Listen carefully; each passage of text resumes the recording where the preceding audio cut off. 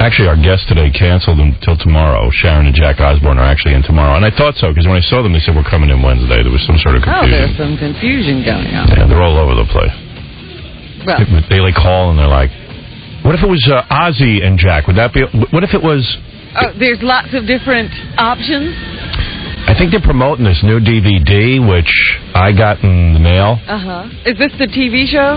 The first season of the TV show, but there's no bleeps and stuff, so you can hear all the F word. I haven't watched it yet. I'm wondering, would it be funnier to see it bleeped or not bleeped? I would think not bleeped. It'll be interesting to see what you think of that. Yeah. I'd rather see it not bleeped. I got to admit, after I know I'm going to retire in 3 years from radio, but I think I would do a year on satellite radio because I would just like to do a year where I could say whatever I wanted. Without the bleep. Without the bleeps. The friggin' bleeps. I might do a year. I might do a year. F you. See you next Tuesday. Yeah. And F you. Shiznizzle, whatever I'm saying. 1 year straight of the F word. Just to get to do it. You don't have to say, I pleasured myself. Yeah. Yeah, you can actually talk about what you did. You talk like an adult. I pleased myself. My schnizzle. Yeah. I penis coladed myself. Yeah. I made a penis colada. Yeah. The guy who hits the button, Dead Air Dump, or whatever his name is, Dead Air Dave. Yeah, we pass each other in the halls now. We barely grunt at each other. I know. I don't even know whether to speak to him or not. I feel bad for him. Yeah, I feel bad for him. Real bad. But, I mean, I don't even know what he's doing with his life. I do, because I read everything he dumps. But is that a life? I mean, your legacy in life is that you sat and pushed a button on somebody. He's a good dude. He's caught up in something bad. But I know when he passes me in the hall, I think he figured out that if you stay away from me, the less I'll talk about it. Yeah, I hardly ever see him. He hides. He's smart. I was going to say, it's a shame, because he is a really nice guy. Yeah, a lot of people who do bad things are nice people. You know what I mean? Like, you meet them and you go... look at the people who live next door to the Sopranos. Look at O.J. Yeah. I mean, like, if you've ever met O.J., which I have on many occasions, I went to a wedding with him. And the guy is absolutely charming. But, Look at Don King. Now, you've heard many bad things about him. Yeah, but when you get in a room with the guy, all you want to do is hang with him. Yeah. It's fun. Saddam Hussein looks like a stereo salesman I bought from the other day. He's probably a riot. Yeah. I hear Saddam Hussein gives wonderful Christmas gifts.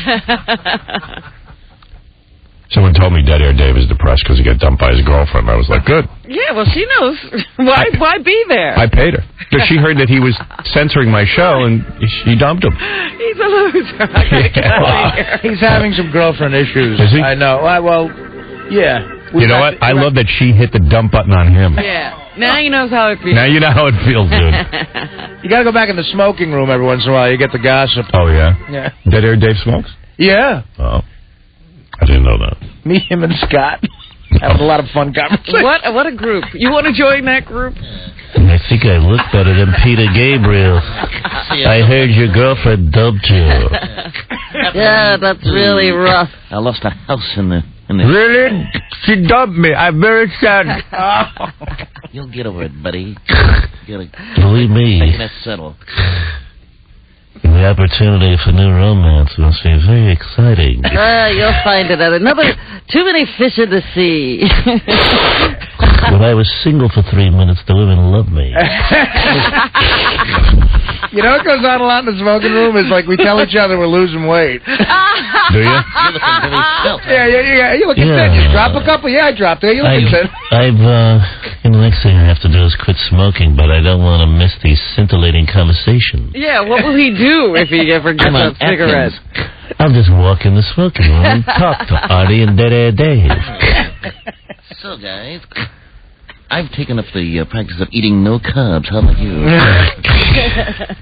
You back in the smoking room sometimes? Sometimes, yeah. Sometimes I'm back there, and Scott will be in there, and I'll be in there, and we'll just stare at each other in silence for like 60 seconds, and then Scott will go, Yeah. Nicotine. Mets and pitchers and catchers report next Wednesday. we talk about nothing. Yeah. Gee, Gary, you look like you lost some weight. What do you think how I look? Yeah, you think I should go on a Fedra like David Wells? Yeah, you're not having those deep, meaningful conversations. Yeah. And then there's a whole bunch of people in there that you would usually not even talk to. How's my ass look in these pants? Flat as usual. Flat like my head. I think I can go down a size. Don't you think? I haven't had sex in 6 years. I'm like a monk. I'm so well behaved for a man under pressure. Hey, look, I grew a hair last night on top of my barren head. Yeah, I think my hair's coming back. It's popped out. It's all the smoke. Looks like a grass on a sidewalk. Dead Air Dave's girlfriend gone? That seems to be because I think I got like one conversation once in the smoking room about that. You know, just it started out with women in general. Women are bad. Let's go to... But I think he's pretty. I hear he's pretty bummed about it. He'll find someone else. He's a really hot guy. He should have no problem. He's a regular Ryan Seacrest. Oh, yeah, I'm sure if he hits the bars, the women will be all over him. Yeah. I'm really not that... Oh, there's Dead Air Dave. All right, what happened? See, you dump me, and your girlfriend dumps you. There's symmetry in that. There's poetry in it. You gotta make me sound like this big tool. Well, you are. Well, that's your job, anyway. Well, the job is a tool. I'm not. I like you personally, but are you walking around ignoring me because you're just thinking the less contact with me, the better, or your girlfriend dumped you and you're in a serious depression? No, I'm not in a depression. Is he? I mean, I think you are a little bit. No, it's been about a month. I'm moving on. Whatever. Fine. Got any dates? She's a bitch. Who cares? Yeah. That's it. Like he's moved you know, on. That's it. Howard, we did have one discussion where he's going through the 5 stages. Of, first it was like, depression, but now he's in the anger stage, definitely. We did have that discussion. I hear you got a date with Scott in the smoking room today. He's hot. Let's talk about it. Let's get it off our chests. You know, what am I supposed to say to you in the halls? Hello? I do. I say, hey, Howard. No, you just look at me. You scowl at me. You disintegrated to, like, a scowl. I always say hi to you, man, despite the fact that I hate what you do for a living. Who doesn't? I have nothing against you personally. But you wouldn't want to have a beer. No. He might drown you in that beer. Yeah. He was drinking. It might hurt you. But that'll help. Watch me start small talk, and then you go and talk crap about it. That's true. Yeah, I know these things. So why'd your girlfriend dump you? Was she cheating on you? No, she's young. How young? Didn't work out. 12. 18. Yeah. Was she really 18? Yeah. Nice. How old are you? How old are you? 27. What are you doing with an 18-year-old? Why, is that wrong? I just figure, an 18-year-old's not looking for, a 27-year-old guy who sits in a dark room. I was deluded. Hitting a button. Well, you want to know something? It's fun to date an 18-year-old, but it's never going to last. In the beginning, I had the right idea in the beginning. I was just banging her. Right. She needs to date. Right. Yeah, what happened? so how did you get she caught needs up? to grow up. Oh, you were banging her and then you fell in love? Yeah. We're guys. We're stupid. I know. Okay, I'm with you on that. Can't get serious there. See, I feel bad for Dave because he sort of sold his soul for the job because, nobody wanted the job. So the way Tom gave it to him was he does the job and he gets like 4 air shifts a week. I banged a 21-year-old. Nice. When I first got separated. I didn't know. Yeah, but you didn't fall in love with her. No, she was hot, but I was like, hey, I didn't know you were this young. I thought she was older. You must have had a ton of fun. If only we could find out the names. You hit the button on. Start talking about it. You would hit the button. I would start to get graphic. Yeah. 30 million people want to know. You'd be all over it. Nobody'd hear a thing. Yeah. Yeah, you'd bleep every other word. Yeah. I love to hit the button. I met a chick and we were hanging out. She was a really cool chick too, And had a real mature look. She seemed, she seemed mature in the way she spoke and everything. Yeah. She had a totally cool job and everything. And we were, hanging out a couple of times, and then we got together, we banged, and then I just said, how old are you? She went 21, and I went, oy vey. I mean, I was like, whatever age, 46 at the time. Well, what would have been acceptable? You know what? It's not that it's against the laws. No, I mean, in your mind. In my mind, I was at like the 25.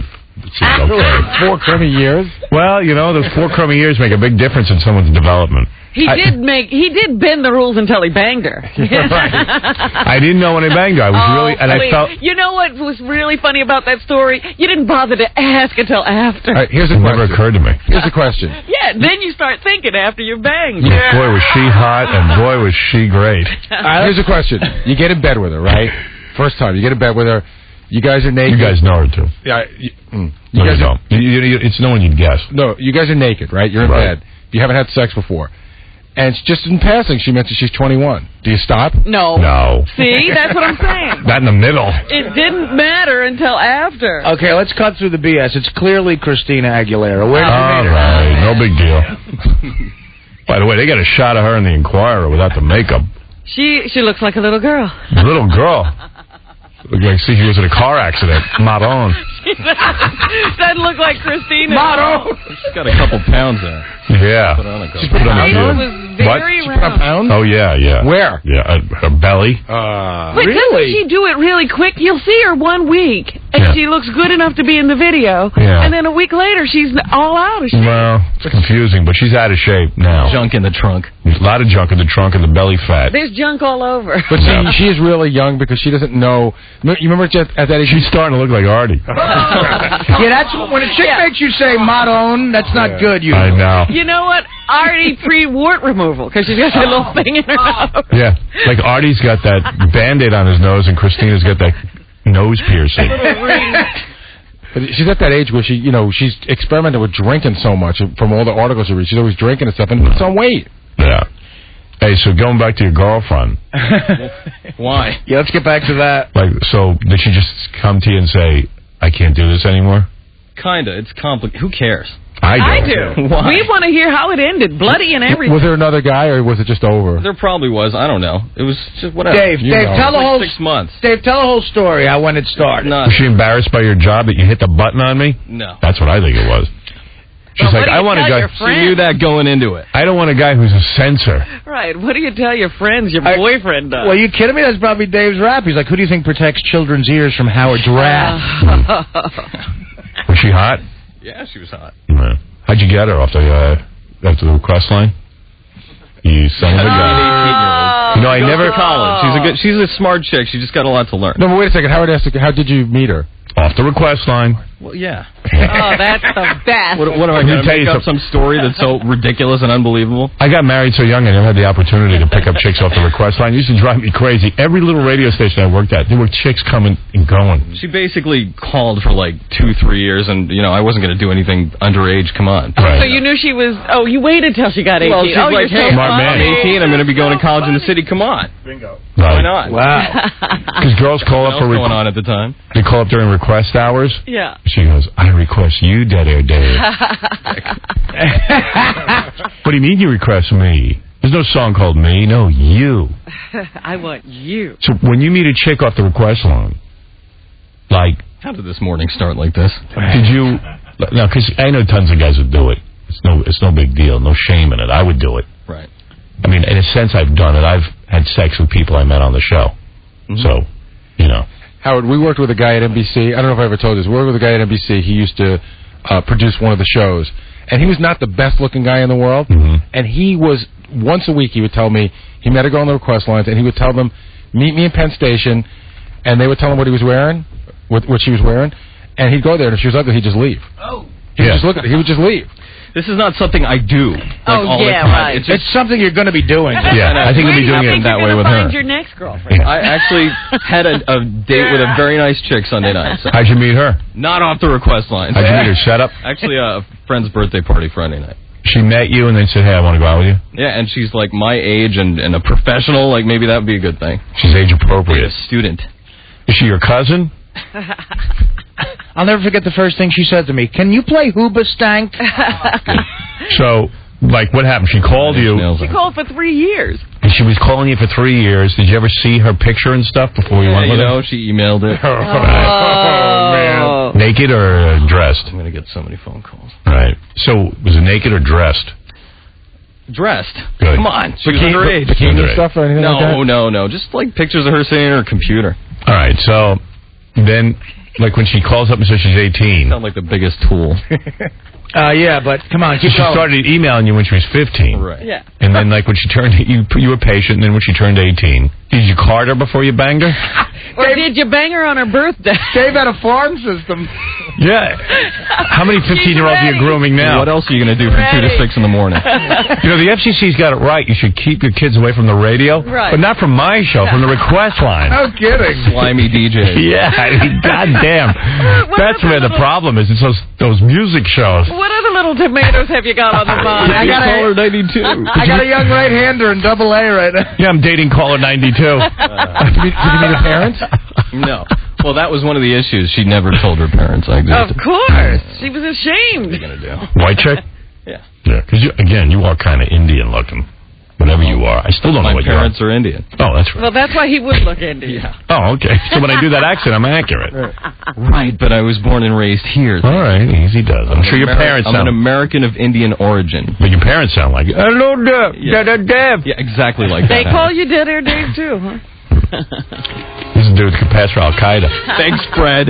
Kick in with the freaking music. Caller 96 was a much better catch for you. You know, the name of it is... We are... His father isn't Ravi Shankar. We are proud Indians. I will pick the girl appropriate for you to marry. You will marry girl number 102nd. No more request line. So what was it? She was a white chick. She was afraid her parents would be upset you're an Indian? I don't know. Who cares? Yeah. But anyway, so... You care. Apparently that means yes when he... You look a little like Martin Bashir, that guy from the Michael Jackson interview. Anybody tell you that? No. It's true. You look like Salman Rushdie. Salman Rushdie's got a hot chick. I know. Yeah. But he writes books. I'm Salman Rushdie. I was named after a fish. I'm a salmon. I don't know who would care about my life, but I think it's actually, like, I'm actually thinking of writing a book. Are you? Excellent. Oh, good. You'll have something to read. I'll read it over and over. Do you have trouble getting cabs? I'll buy 1,000 copies. Do you have trouble getting cabs?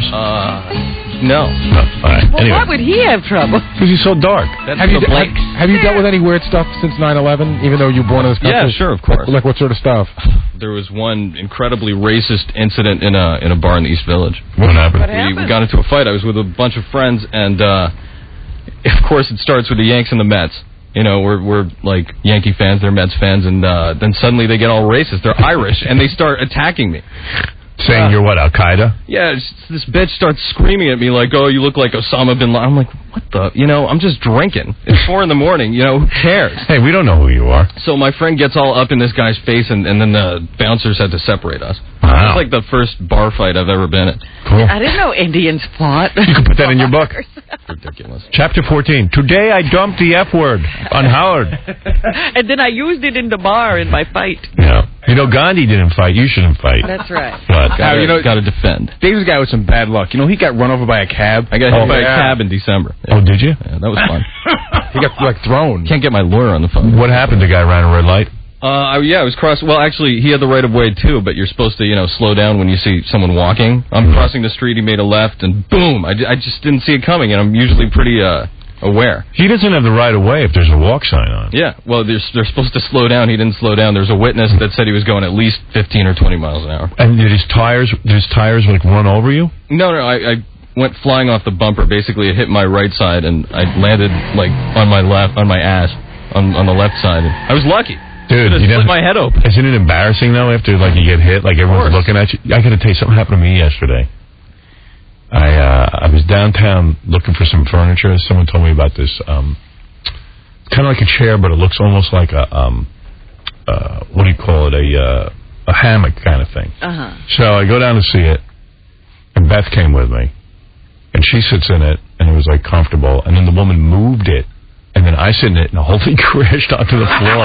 The whole thing pulled off. I thought I was fell on the floor in the store. Yeah, and I was laughing so hard. Did you break it, or it just got like? No, I could have sued if I wanted to. I mean, like, you can't just. And like the woman was like, it was weird though. The woman didn't apologize. She was like, I'm going to send you an invoice and bill you. I went, you're going to send me an invoice and bill me? She immediately went on the attack. I go, honey. How when Fat Gwyneth sits on the chair. Yeah, it's just like that. It was the weirdest thing that ever happened to me before. That's happened to me before. So embarrassing, too, because I was laughing, but meanwhile, I didn't really want to laugh, but I figured, well, how could I look good here? Was the store crowded? No, it was empty, actually. Oh, Thank good. God. People looking at it. There were only about 4 people who saw it. And my girlfriend was laughing. I go, how could you? She goes, well, I checked to see if you were right. Then I laughed. I go, no, you didn't. You laughed right away. That's something you laugh at first and check later. Yeah. Jesus Christ. That's funny. You don't want to be falling in a hammock in front of your chick. That's not good. Well, it turned out they didn't bolt it to the wall properly. Well, never mind. I won't even say anything. Sue him. What, Robin? Nothing. Because they moved it, and it was supposed to be on a flat wall, and the hook that it hung on was on a curved wall, and that it caused it to break. But when Beth got in it and out of it. Yeah, but they moved it.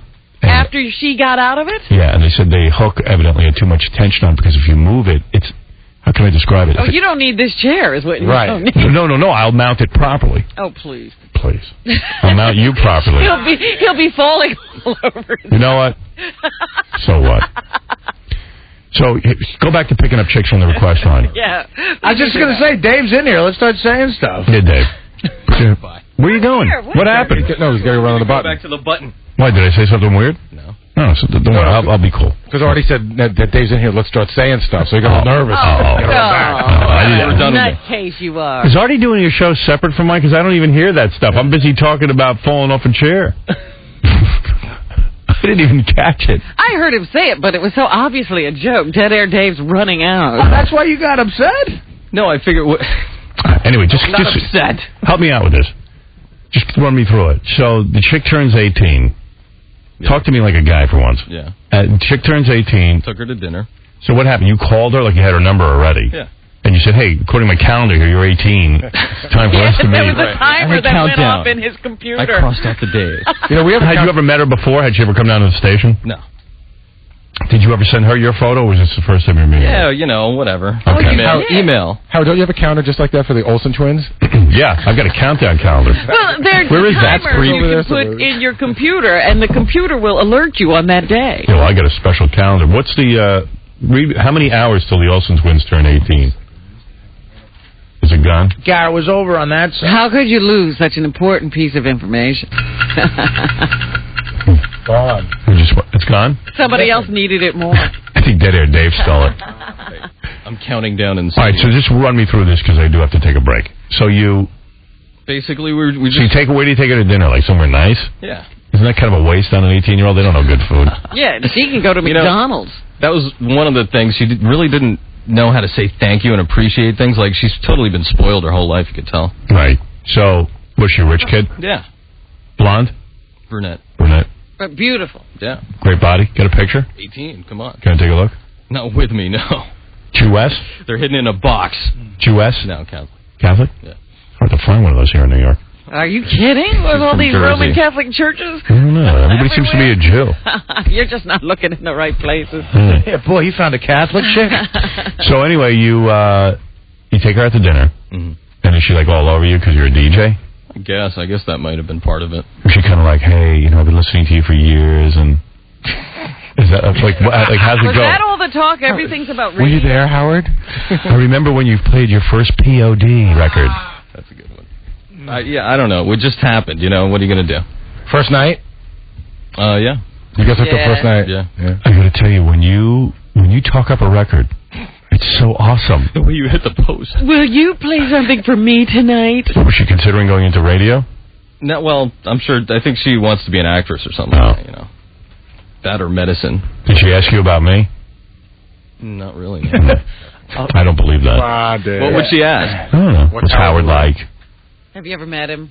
I guess, yeah. Well, everyone asks, have you ever met him? But, well, he's like, no, it wasn't pleasant. He's not going to talk to me. He doesn't want to go have a beer. I don't. You lost him his girlfriend. She kept waiting for you to show up. If I knew that would have kept her in the game for another month, I would have gone. I thought it was pretty impressive at Clausfest. She's standing on the side of the stage. I go on with Stuttering John to introduce Ozzy. That's.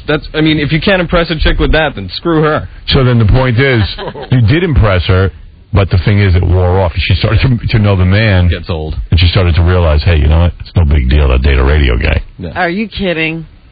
A real radio guy would be impressive to date. Well, Dave does have an air shift. At night. What, just because I sit in a room in front of 3 buttons? She's not awake when it's a dead-end job. To an 18-year-old, the fact that he's even on the radio is a major accomplishment. But once she she started dating him, she's like, hey, this guy, he's a tool. I'm not going to go out with him, or whatever she thought. Not that you're a tool, but... I'm simply saying she got up and she realized that the real guys are on during the daylight hours. At Clausfest, she got to see, like, Kane and stuff. Yeah, she was like, you know what? I'm going to try and date a guy with an afternoon shift. Yeah, you can't bring her to stuff like that. Actually, you shouldn't take her to, like, Ozfest or the Dysfunctional Family Picnic because... Yeah, she's going to see. She sees guys like Cabby going out and introducing bigger acts. It's like a guy in the Devil Race taking a chick to a Yankee game. Right. You know she's going to trade up. To a Devil Ray? That I take offense to. She's going to trade up. That's what happened. So how many months did you bang this chick? About 6 months. Nice. When did you fall in love? It was a lot of fun. You guys weren't living together, were you? No. How many months did in the dorm? Was she great naked? Yeah.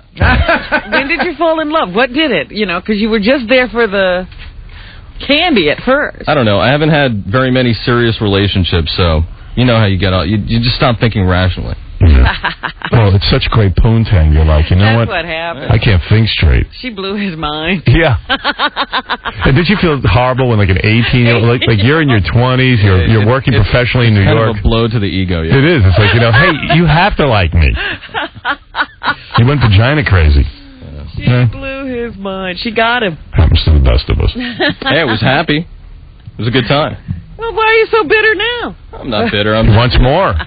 He's bitter. Moving on. Wants to go back to the honey pot. Hey, just, you know, enjoy the... Thanks for the memories. How did she dump you, by the way? Email? Phone. Oh, yeah. Well, hey, that's how the relationship started. Yeah. She called in on a request line. Good point. I'd like to request you not call me anymore. But Dave, tell him what happened the first night. Remember, you thought she was missing or something? Yeah, she didn't show up. She'd never blow me off. She'd never blown me off, and she completely didn't show up one night. We had plans, and I freaked out because, you know, I think rationally as a grown-up, and it's friggin' New York City. She could be killed. She could be murdered or hit by a cab. Yeah. And I didn't get a phone call.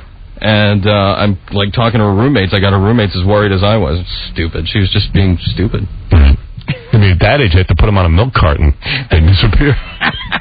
She was being a teenager. Yeah. My daughter's 19. When I think about it. What was her name? No. Yeah, what is my daughter, was it? Yeah, that would be a weird twist of irony. No. And you know, with your look, you would have been the #1 suspect if that chick disappears. Oh, yeah, you better find her. Yeah, you better. Parents find out what's going on. Were you her first? No. I experienced. She played around. Yeah. And she wasn't your first, was she? No, what are you kidding? I don't know. He said it was an I'm experience. friggin' 27. Whatever. So which DJ was her first? You know she was on other request lines with other stations. She called Jim Kerr? Cubby Bryant. Cubby Bryant. Scott Shannon. When's the next vacation so I can go into hiding? Harry Harrison? But she was hanging with the guys at Hot 97. Scott Muni. Come here, you little white bitch. Dr. Dre and Ed Lover. Yeah. What's that guy you used to listen to it on Saturday nights? Jam. Flex.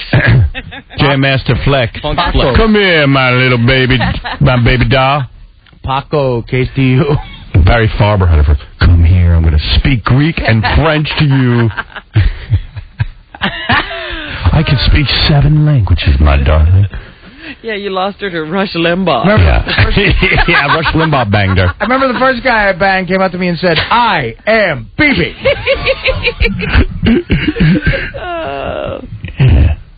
Yeah, that's got to hurt, huh, man? Losing that young poontang, man.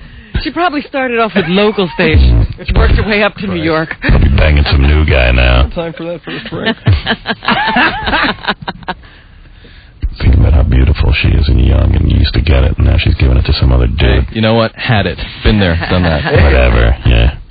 F her. Yeah, you wish. F you while I'm at it. F the world. Does it make her orgasm? Sure. You rocked her universe? Doesn't sound like it. Yeah, at 27, you better be able to rock her some 18-year-old universe. Why'd she leave if she was so rocked? Dude, you want to know reality? And I'm being honest here. When I banged the 21-year-old, I did it so fast, like a jackrabbit, that it was so humiliating, because here I am. I was in my 40s. And I'm like... You couldn't control yourself. I couldn't. I was like, holy mackerel. It doesn't get any better with age. That's funny. And like, she's probably like, gee, I thought you'd be good. Yeah, I was like with an older man for So did I. I heard longevity. If I'm going to put up with your saggy skin, I thought maybe you'd be able to go for a while. So, Dave, just what was her explanation for how did breaking up? she do it? It was on the phone, but what was the reason? I don't know, because we had talked for like 3 hours the night before, in person, trying to talk about all this stuff. Oh, there were problems on the horizon? Who cares? What were the problems? She was 18. That was the problem. No, come on. What did she say your problems were? What she didn't like? Yeah, what were you doing wrong? It's just not working out. Yeah, it's, I need it's too serious, it's too intense, that kind of stuff. I need a white guy. These are weird times. Be honest, how many gifts did you buy this chick? Not too many. What gifts did you buy? I don't know. Well, we went to Florida. That was for Christmas, trip to Miami Beach. It was wow. And her parents never met you? No.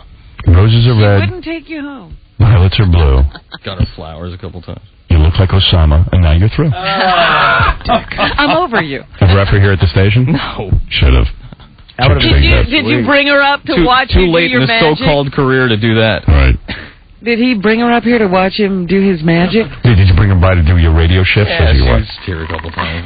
Did you let her pull some records for you? And, the board. You did, you son of a bitch. Is the torture done yet? You let her pull out some DVDs for you? DVDs? Whatever those are, CDs? I don't know. Sweetheart, get that puddle of mud over there. Yeah. You know what he did? He let her push the button and put it on the air. No doubt. You know what? No doubt. You know what he probably did? He probably was like, you push this button and it starts the record. That's right. Yep. I'll let you do it. Did you come up? I'm not that Dave, big a tool. That's the move that I've used that move. Come on, just push the button. I actually didn't. No, she'd be there, but Did you ever let her come in and dump Howard a couple of times?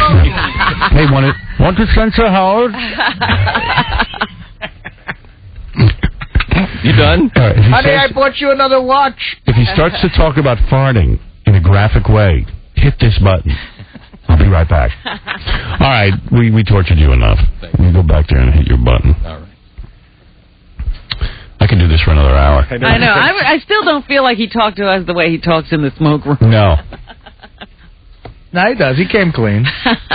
We're going to, you must know more stuff. Hey, I got to take a break, though. It's already been 40 minutes. We haven't taken a break. Okay, we'll be back right after these words. I was real lame last night. I was sitting in my apartment. I got back around 6:30 or so, or 7, and I wanted to see if they, when I was at that Clive Davis party, I wanted to see if they ran any clips of me and Beth at the party, because they were... On, like, Entertainment Tonight? Yeah, and all those shows. Oh, how sick are you? Yeah. Because I thought I looked good, because I saw those pictures of myself. I thought, I look handsome, I won't throw up if I see this. Holy mackerel. The video camera is not my friend. Oh, no. Ay, ay, ay. So you treated yourself to a bad time? I've got a real skinny head. You have a long face. It's not a skinny head. It looks... Well, let me tell you what I see. My nose is just gigantic at certain angles, and then I have this skinny head, almost like Arsenio Hall, like that triangle head, I've got the big hair, but the head itself is squished together. It's just angular, and then my lower teeth look white, like super white. Do they? On TV, yeah. Really? Which they're not, but they just do. And Beth looked beautiful, but... Well, that's her job, though. She knows how to do that. No, but I definitely look like the the wealthy guy who... Well, that's why I said when the people were on the beach the other day and they said, what agency is he with? I don't think they thought you were a model. They said they thought I was a model. Oh, sure. I know, but I saw myself on TV. There's no way you could mistake me for a model. Because I have a good-looking girlfriend, sometimes I start to believe I'm good-looking. You know what I mean? I get caught up in it, and I go, I'm pretty hot. Right. But I'm not. I'm gross. Jesus Christ. Well, you're a little bit hard on yourself. You're not gross. Well, You're I'm not a 3. model. I'm a 3. You're not a 3. I'm sure if I was on that new hit television show that remarkably resembles something I've been doing for 10 years, maybe 15 years, they'd give me a 2 with the laser pointer. The flaw finder? Yeah. Oh, boy. Pretty sad when Lorenzo Lamas has to rip off Ralph. You know? I don't blame him. And he's not even that good at it. Yeah, right. He's bad at ripping off Ralph. Ralph is way better. I'm sure he was coached. Yeah. Oh, yeah, I'm sure. I'm sure someone will be testifying in court very soon about that. Melrose has the clip. Melrose. Hey, play that clip. Robin, good morning, Artie. Play the clip. All right, and then also I have the answer to your question. You want to know the answer about the Olsen twins? Yeah, I don't care about that. Just play the clip. Okay. He stole your calendar. This was a screwed up interview, too. They got me on that. Officer Carrie Hart. Gwen was in with husband Gavin Rossdale, and Drew Barrymore was beside her new beau, rocker Fabrizio Moretti. Grammy night was rocking for star couples in the Big Apple. At Clive Davis's pre-Grammy bash, Howard Stern came with his love, model Beth Ostrowski. It's been 3 years now, so any plans to tie the knot? No breaking news right now. We're having a good time. We don't want to ruin anything. It's just going along too well. And in Times Square, it was bad. Because Beth said to me after that clip ad, she was like, I look like some sort of loser, like... Well, that's the way you're painting her. Yeah, I know, but I didn't know what to say. We don't have plans to tie the knot. The answer is no. Well, you said stuff's going well. What's wrong with that? I don't know, evidently I must have said the wrong thing. Right now. Like, it could go bad at any moment. I'll dump her. Oh, really? See, I didn't mean that. I meant like, you know what? Marriage ruins everything, so why ruin a great thing? I should have said that. No. Time ruins everything. So is that what it is? That's what you're going to have anyway. Oh. So what's the point in getting married? So you should have been at my side. You could have... It wasn't marriage that ruined anything. You needed a girl interpreter. Yeah. Father Time ruins things. Trust me. Eventually you get on each other's nerves. You just don't know when it's going to happen. But you act like it could be any day. That's what it sounds like. Yeah, well, I'm in shock that it isn't. I can't believe I've been in a relationship 3 years. I'm pleased. Why can't you believe it? That's who you are, Mr. Relationship Man. That's what you always said. I guess you're right. I should play this commercial we just ran here in New York. This is... Oh, I forgot he's still on the phone. You annoying person. What do you want? How dare you? I have a couple of other things. I can't hear you. Hello? I can't hear you. Can you hear me now? Very low level. And then he starts to flange when he's... No, he'll hear me better. Hello? What did you just do? I lowered the volume on the TV. I have to go. No, Howard. Take the phone out of your ass. I have one phone in my hand, Mr. Howard Stern. All right, go ahead. I thought you looked great on that show, by the way. I got the Mike... You never did the Mike Tyson thing from the other day. Yes, you did. You did a lot of Mike Tyson. Michael Rappaport? Oh, no, that I didn't do. That's good. What is that? He's like the introduction guy of the fight. He's trying to be like a wigger. Mike Rappaport, who I know is a white guy, and he's in all the Spike Lee movies and stuff. He's a very white guy. He's now in Boston Public. That's where people could see him. But I know him, from hanging out with a friend of mine who's a friend of his, and he's a total wigger. Oh, yeah, he's been there for a long time. He started his career that way. He's a white Jewish guy who sounds amazingly street black. So where was he being a wigger? He was introducing the fight. He was introducing whatever, the beginning of the fight. The Tyson fight. Right. All right, go ahead. He was interviewing the rapper JC. All right, play it. Then you can hang up on me. This is good, though. Well, why did God waste his time making Michael Rappaport white? Like, he should have just said, this guy's a black guy. All he wants to do is be black. But if he was black, he'd be speaking like Colin Powell. Right. Yeah. He would never be doing this. And it sounds like he's just annoying Jay-Z. Right. Yeah, I mean, and you know what? I know black guys, having grown up with black guys. They're real annoyed by white guys who try to sound black. It's laughable. Oh, I would hate it. I don't even know what he's saying. There's something in the boo-boo and the ta-ta and the toot. What is he carrying on about? Oh, that is the least of it. I mean, because those have slipped into white language now. But he's into, you know how we do it? The bizzle and the teasy and the, Baba from Boo Boo. No, what you missed there was... That's Baba Booey. He did, the worst thing he just did there was he referred to Brownsville, Brooklyn as Bredownsville. Ah, yes, that's what... You know we down with Bredownsville, Brooklyn? I guess he wants to prove how many black guys he has, because he's always with black guys. He wants to prove how many black dudes he hangs out with. He's a pisser, that guy. Not a bad guy. You want to hear it again, Howard? And then I got the Jack Russell also. Oh, what's he doing? Well, first of all, I have an interview with him, a long interview, and it was on Fox News the night of the event that the thing happened. Mm-hmm. Gee, I wish my guys could tape stuff and have it in here the way you do. I might hire you. Howard, I'm there for you. I'm thinking of hiring you. That's how cuckoo this is getting. Well, I don't have anybody as efficient as you. For 10 years. I don't have anybody as efficient as you. If you got a little pad here in New York, you could run in here with some tapes and do a report every day. Well, let's talk about it. As bizarre as that sounds, I might have to hire you because I don't have anyone on my staff who's as good as you. I'm ready. I'm afraid if I hire you, he'll stop doing you'll suck. I'm a new Melrose. 52 years old, John. Howard. I got to tell John. What's that got to do with anything? I got to tell you, the guy is good. I mean, he's crazy. I know you have people who are supposed to be doing this, and I don't think you get these kind of reports. No, I can't get the stuff on like he gets on. And I got to admit, he's good at picking. I mean, the interview with Jack Russell, I want that. Sure, you want to hear what Jack Russell has to say. Well, lead singer of Great White. Yeah, Great White. Great White. Great White. The guys who, of course, burned down a club in Rhode Island, responsible for the deaths of thousands of people. Well, 97. Sounds like thousands to me. Tell you what, he's right out there doing interviews, and from what I understand, he's ready to go back out on tour. Well, I got him talking about that, too. It's an amazing thing, show. Yeah, I would like to know where their next date is. I like that his name is Jack Russell. Jack Russell Terrier. But, Howard? Yeah. He makes a really good point, Jack Russell does. Let me hear it. That the insulation was really bad in the club. It was very flammable. Yeah, but he's not supposed to be in a little club lighting off pyrotechnics. I know, but I think the club owners are lying because other bands lit up pyrotechnics in the clubs. All right, but whatever. The point is, he shouldn't be doing it. Right. You're not the lawyer. Why do you care?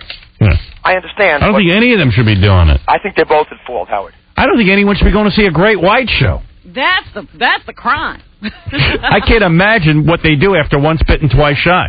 They blow up the place. Yeah, I mean, God damn it, what are you doing there?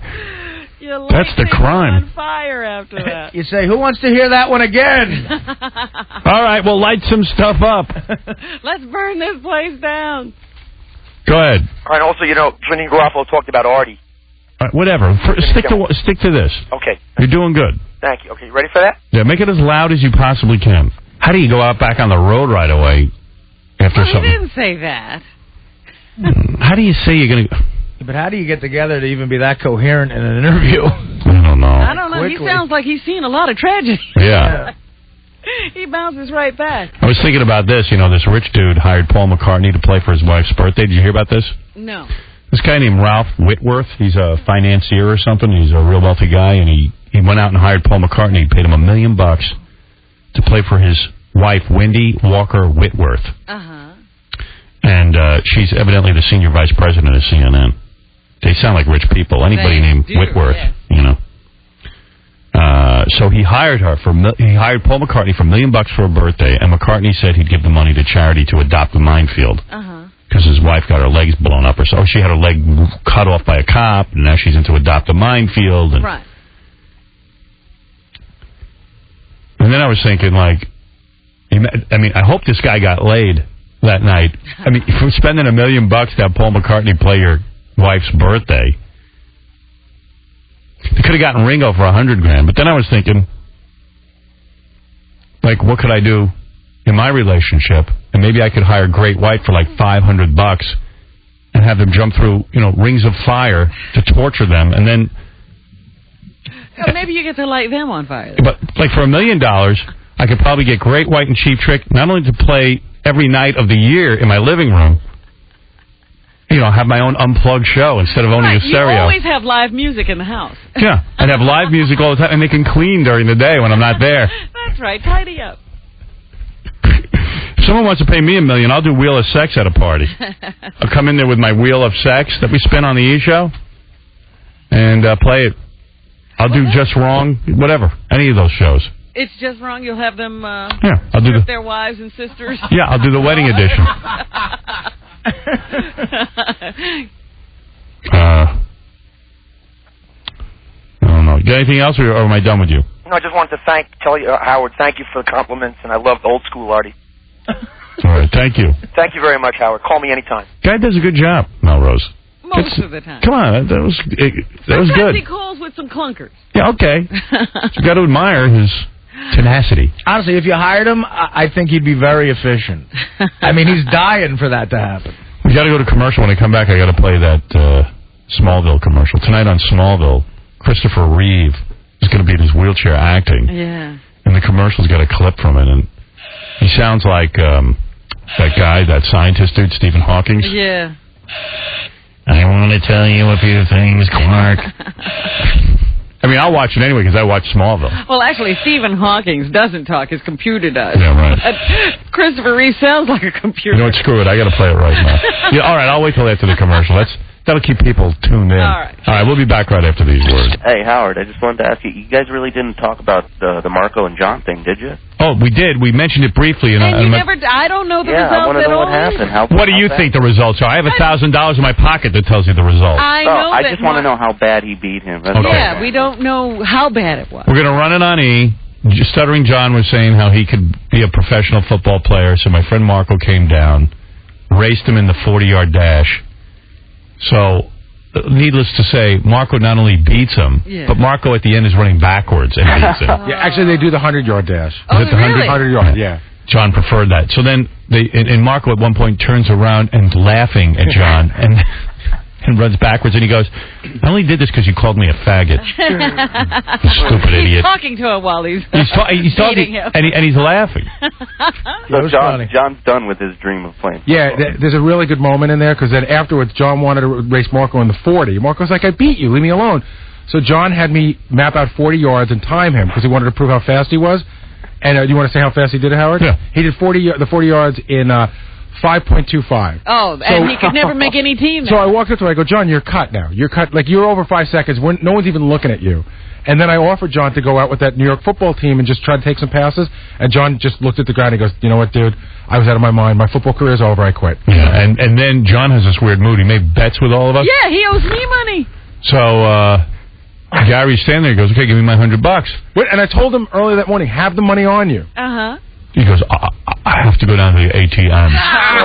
So he has this weird move where he makes you march down to the ATM with him and wait 15 minutes until he gets all his money out. And it's like, you know, I know what he's doing. He wants you to feel bad he's for him. He's trying to give you some time to let him off the hook. I almost did. I got to tell you, for my crummy $100, like I was sitting there going, okay, Howard owes 1,000. Robin, how much did he owe you? I think a couple $100, isn't it, Artie? I think he was down $2,000 altogether, and I'm like, maybe I should just let him have the 100 because I felt so bad. Yeah, don't get suckered in. Don't let him off the hook. And I'll tell you what, Marco gave me $900 yesterday that John handed him. Right, because John gave me 100 and you know all in 20s. He couldn't get he could only get 1,000 at a time out of the ATM. Yeah, and he still owes me 100. Still hasn't paid. That's amazing. I mean, how many football players do you think do whippets? Yeah, exactly. Well, actually, more than you think. That delusional, though. Yeah, but you know, my father never comments on the show. When I was down in Florida, my dad was just like, what does this idiot think he is? Because these guys are professional athletes. What do you think? If you want to see it here, you can comment, but here he has it queued up. All right. This is just to the dash. Oh, here it goes. Here, now watch. Here's John. John starts early, by the way. There goes Marco. Now watch this. Marco turns around and starts laughing at him. He's not even running as fast as he can. No. So Marco, now watch. He takes his hat off. He's talking to him now, and then he turns around. He's backwards now. He breaks the tape backwards. Yeah. Yeah. So, I mean, it was not even a contest. Yeah, he wasn't even trying to. Howard, I just want to give you an idea how slow his time was. My brother's a JV football coach. High school? High school. Junior high. No, it's high school. It's JV. It's like 9th and 10th grade. And I asked him, I said, what do your linemen run? Those are the guys that block for the running backs, stuff like that. And they run faster than John. Right, of course. Yeah, they do in the high fours, right? So a junior high receiver probably runs as fast as John does. Junior high. Maybe you should try out for a junior high team. But that's what I said. I said he couldn't play with most high school teams. He's talking about going out with pros. That's what I said. That's what we got to do. We got to get an 8th grader to raise John. He'll beat him. All right, thanks, Shirley. All right, guys. It's good, though, because John would have gotten hurt, man. Yeah, and he didn't realize it. Yeah, if he would have tried out for a real football team, he would have gotten hurt. Okay, a couple of things. I got, what do you got? No. I got this commercial of Smallville, which I'll be watching tonight anyway. Oh, yeah. As you know, I went away for a week. I hope you know. I went away for a week on vacation. Didn't you miss him? It was weird. I get to this hotel. I was paying a fortune. And it was a real nice hotel. I had a good time, like Barbados, the whole thing. I'd go back. But I had, like, when I first get to a resort, I hate it because, I'm not settled yet. Right. You don't know the lay of the land. You feel uncomfortable. Yeah, and if I see one person walking around, I'm annoyed. You know what I mean? I expect to go to a resort and have no one there. It should only be you. So I get there and I'm a little out of sorts, and the guy doesn't have the room ready for 2 hours, so they put us in a temporary room, which, kind of sucks. Because they got the kids and everything. We have to unpack. And then you have to pack. And get moved. Because I'm going to take them down to the beach to keep them quiet. So I get some stuff out, go down to the beach, like the first day. And, I see a booth with a whole bunch of towels, So I said, I'll just grab some towels. And as soon as I do that, black dude comes over. No, what you doing? What you doing? Who are you? Whatever the accent is, I can't even do it. I go, dude, I'm just taking some towels. No, that's my job, blah, blah, blah. I said, all right, set me up. Give me 5 chaise lounges. Call it chaise or chaise? I say chaise, but I think it's chaise. I think it's called chaise. Really?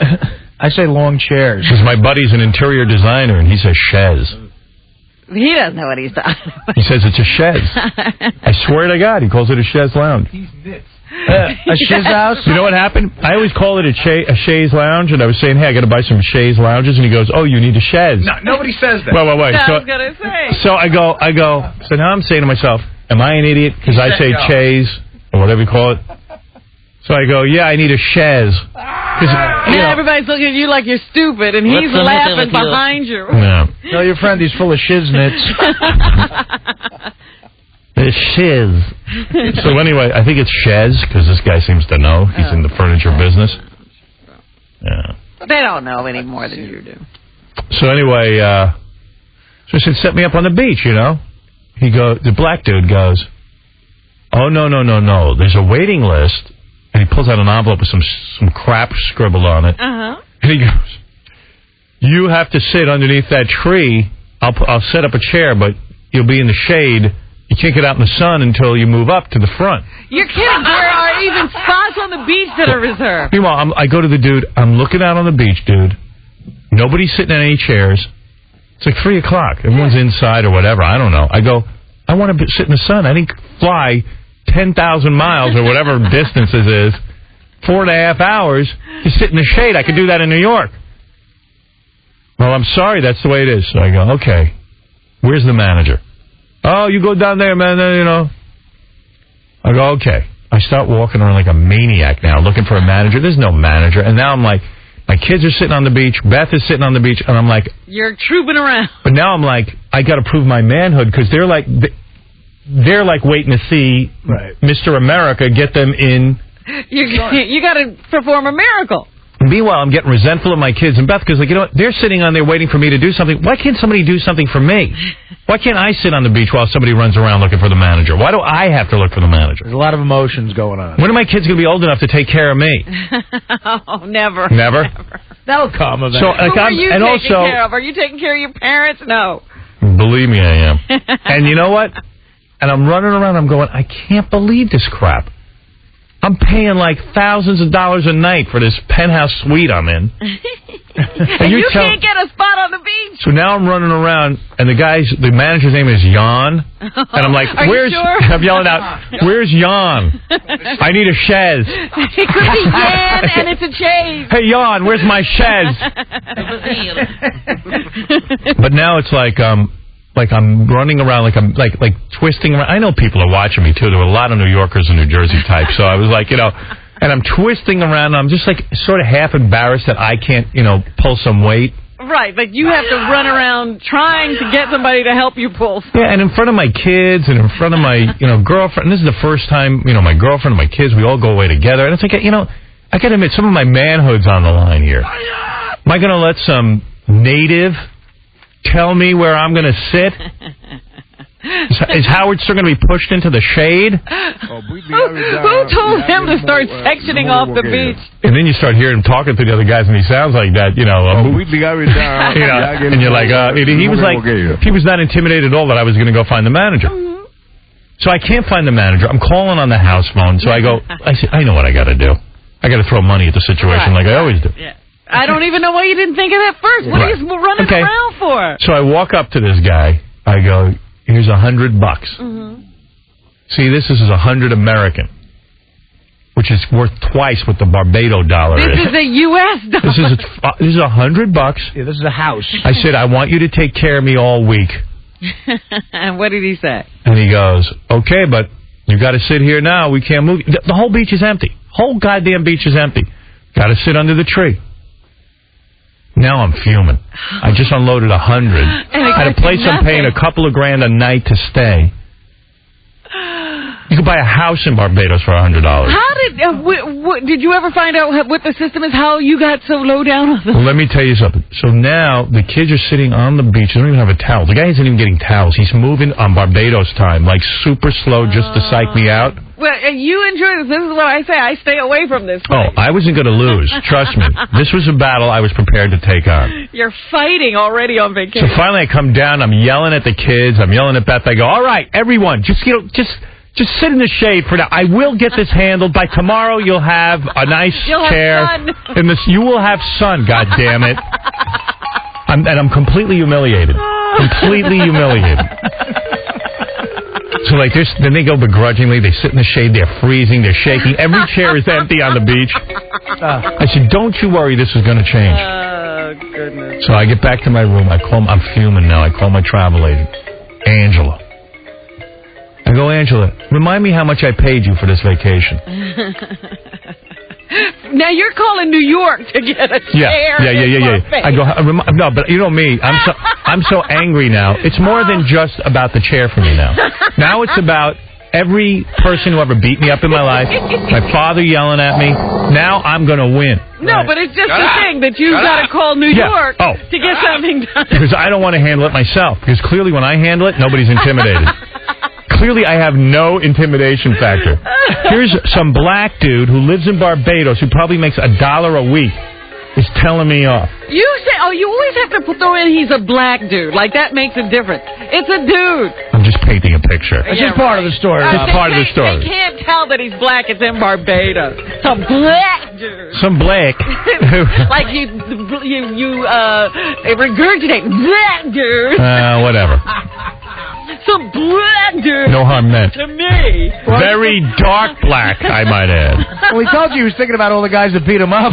Yeah. All right. Trying to tie it all together, Rob. Right. All right. So anyway, wait till I tell you about the... It doesn't sound too strange. A black dude. Wait till I tell you about the 6 black guys who surrounded me on the beach, but that's later. So anyway... You poor thing. The black guy. No, I'm painting a picture. You painted it enough. Well, the audience needs more paint. In fact, give me another bucket of paint. How dare this black guy do this to you? All right. Yeah, you made your point. Local Barbadian. A local bar. What do you say, bar what? I don't know what they are. Actually, the right name for them is black dudes. Right. So anyway, by the way, the manager was a white dude. Oh, that doesn't come up. Yeah. Wait till you hear what a nice guy he is.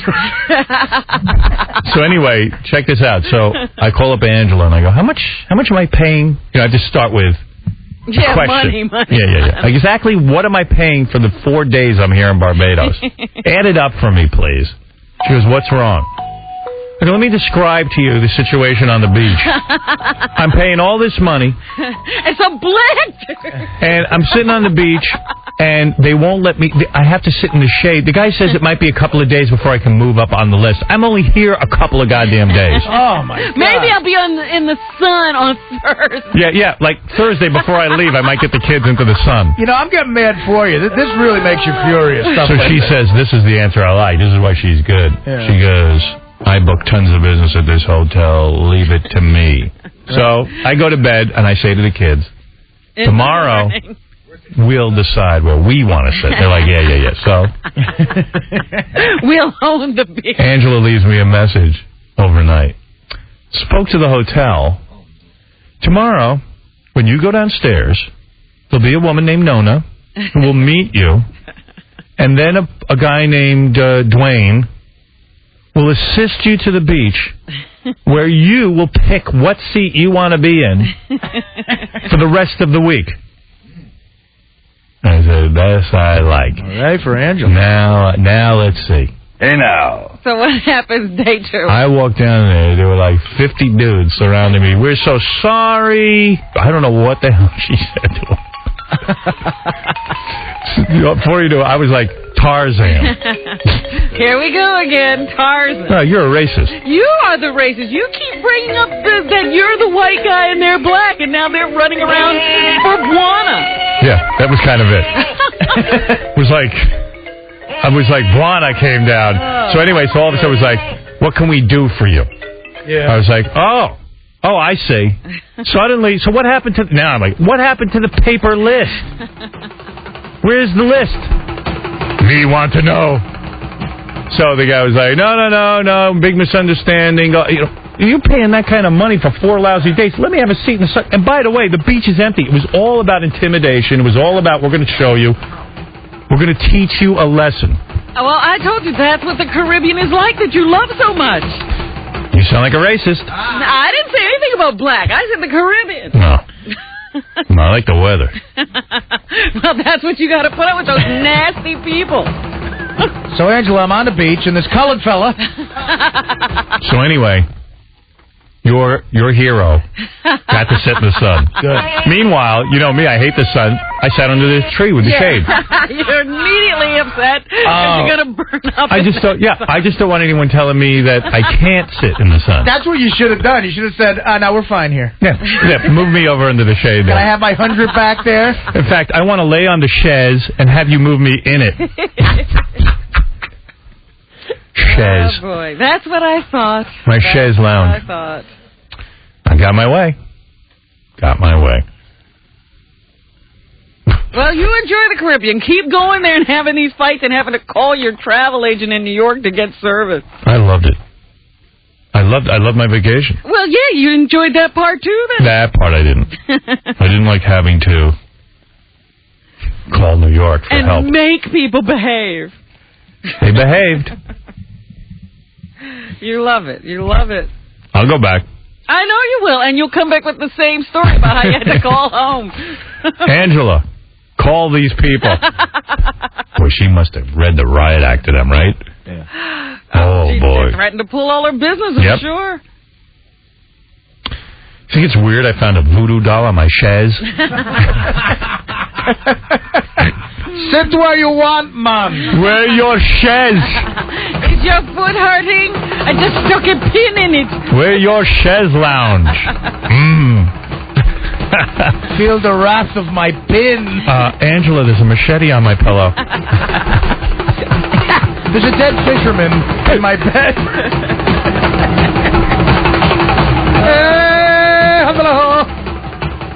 Angela, I've been hit with a dart from a blowgun. Well, I've noticed this about white people. They don't mind being hated by everyone around. Hey, you got to do it. That's racist, by the way, to say that. Pointing out that white people don't mind. I have noticed that. You don't care. So I'm on the beach, and I brought all the rag magazines with me. Uh-huh. And you know the one called the Weekly World News? See, that I don't believe you read. The one that, like, makes up everything? Yeah. But I mean, like, you know how, like, the Globe... They still have the space alien stories and the two-headed baby. So did you see the cover of it last week? No. The cover was... I see a picture, I go, that looks like me, but it's probably just Phil Ramone, you know, or Joey Ramone or somebody. Yeah, some other long-haired dude that's in the news. Or Cher. So, it says, priest wants to make Howard Stern a saint. Oh, gee. And the Vatican might say yes. So I'm like, you know what? That's funny, but who's buying that? I mean, like they make up crap. Remember the one they said that I'm a direct ancestor of Napoleon? That, and then the one where you were a god in some Amazonian tribe. I still believe that. They had a story in the Weekly World News about 2 years ago where this dude was, I guess, a missionary or something, was flying to like deepest, darkest Africa. Right. And he had a publicity picture of me with him. And then a bunch of cannibals attacked him in the bush, ate him, but the picture they thought was a god, and that these people in the Amazon pray to me. And they had a picture of the actual tribe, which looks like it was taken on the back lot of Universal or something, praying to a picture of me. So this one was, priest wants to make Howard Stern a saint, and the Vatican might say yes. The Vatican might say yes. The Vatican, who's against condoms. Right. Over the years, many great men have been chosen for sainthood. Thomas Aquinas, Francis of Assisi. By the way, Assisi. I think they spelled Assisi wrong even in the week. They didn't even word spell check. Oh dear. Is Assisi Assissi? I think is one S S or is it one S in that second part? No, one S in the second part. Yeah. So we put two. Is one S in the first part? Yeah. And two S's in the second. I know there was something going on there. And now, if one priest has his way, radio shock jock Howard Stern. Most men are awarded sainthood after they die, but Father Nicholas Tugman. We got to call him. I want to see if he exists. And the father in this picture looks like Charles Manson. Should be first to be elevated while he's still living. And to make this nomination even more controversial, Stern is Jewish, as he claims to his radio show, at least half Jewish. You're worried about the validity of my statements. Father Tugman points out Jesus Christ himself was a Jewish man, so it's not unthinkable. How did this out-of-left-field nomination come about? Do you even want to hear this? Yeah, I want to know what he's up to. I first had the idea after I saw an article in the Weekly World News, Father Tugman explains. So he reads the Weekly World News.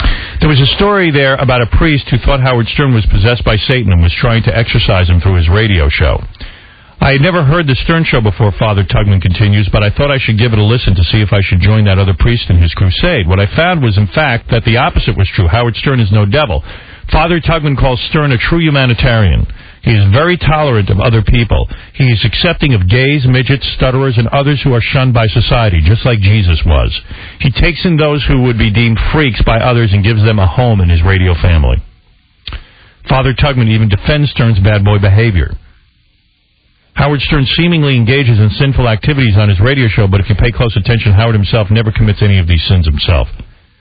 His show is like a staging area where people come in and Howard exposes them to temptation. Who's believing this crap? Isn't that bad, though? I don't know. No, that's fine. He tests people, and those who succumb are buying themselves a one-way ticket to hell. He may encourage people to get naked and to gamble and to engage in lewd behavior, but he doesn't force anyone to do anything. People are free to make their own choices. Those that resist temptation are going to heaven. Well, there's nobody going to heaven. Howard Stern is really doing the Lord's work. Father Tugman knows it'll be an uphill battle convincing his superiors that Stern is worthy of sainthood, but he feels the effort will be worth it. Deep down, Stern is a good man with a good heart. I'd like to meet him. That can be arranged. Yes, I would love to have this guy come in. I need to find proof that Stern has performed 3 miracles. Once I do that, the rest will be easy. A spokesman for the Catholic Church says the chances of there ever being a saint, Howard, looks pretty unlikely. Howard Stern has no more chance of becoming a saint than the Pope has of becoming a Hell's Angel. Then they have a separate box. Do you think Howard Stern should be made a saint? Oh, you can vote on that. Online, yeah, at weeklyworldnews.com. Howard Stern, holy or lowly? Isn't that nice? Well, congratulations. At least you've been nominated. Father Tugman. Tugman. Because he's tugging you. Who writes that thing? I mean, they just sit in an office and make things up, and I don't know why. Every once in a while, they light on you. I guess because they're hoping I'll read it on the air and you'll buy it. Or maybe you'll go to weeklyworldnews.com. And vote. There you go. Funny, huh? I showed it to the kids on the beach. Some of the natives. Natives. I said, now I'll definitely get a seat on the beach. Once they see you're dealing with a deity. Would it help if you knew you were talking to God?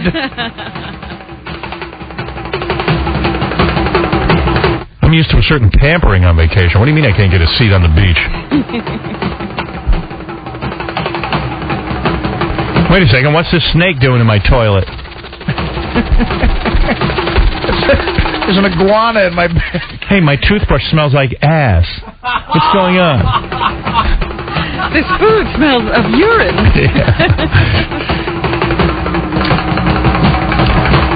Saturday night when I went to that Clive Davis party, it was I told you, like, Puff Daddy was at the next table, and then, like, at the other table, like a little further away from me, they didn't have as good a seat. The entire Backstreet Boys. Like, they travel as a pack. Really? Do they live in the same house? I don't know, but, like, they have their own like, almost their own table, and like, one of the dudes go, "Hey, I'm Howie from the..." You remember me? And I go, "Who?" "Howie, I was on your show." I go, "What were you on for? What Butt Billionaire? What was it?" He goes, "I'm in the Backstreet Boys." I was going to ask you the other day, have they just grown up and they can't be the Backstreet Boys anymore? I don't know, but they do. They seem pretty tight, these dudes. And then I ran into NSYNC. They were there too? Lance Bass. He had to leave early. He came over and said he wanted to be on the show. But they don't travel in a pack. No. Justin Timberlake seems to be distancing himself, and the other guys, one of the guys pierced his whole face. Yeah, I saw that guy when they were singing the Bee Gees. Is it Joey Fatone? Yeah. He pierced his face. Wow. Most of the NSYNC dudes are pretty ugly, except for Justin Timberlake, I guess. Yeah, that's not a particularly good-looking man. Yeah, I thought they were hot guys. That's why all the little chicks love them. Speak for yourself. Yeah. So who knows? Yeah, Dominic. There he is. He did it to me again. Oh, what did he want, I wonder? Yeah. Tony, hi. Hey, Howard. Hey, Tony. You were on the line calling that guy black. What guy? The guy from Barbados. He's black. You should have called him nigger. Oh, God. See what happens, Robin? What? See what happens? You started it. See, you start talking about the Caribbean. You started it. Whoa. Disgusting. Before you know it. I don't like calling the guy black.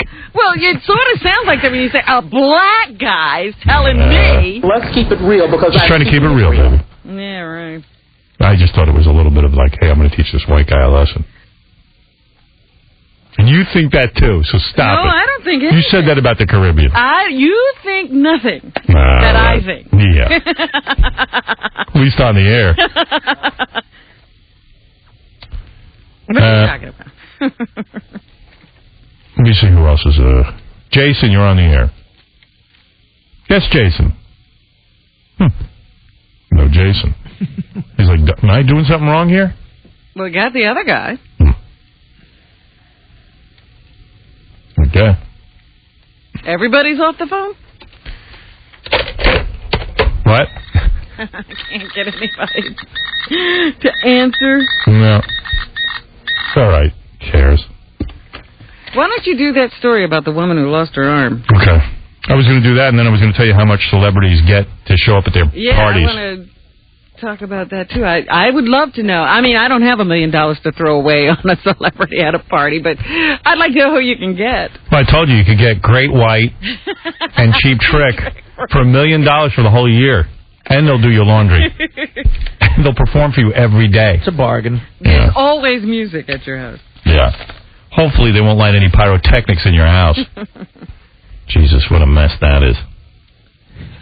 Cheap Trick will sing Surrender while they vacuum your living room.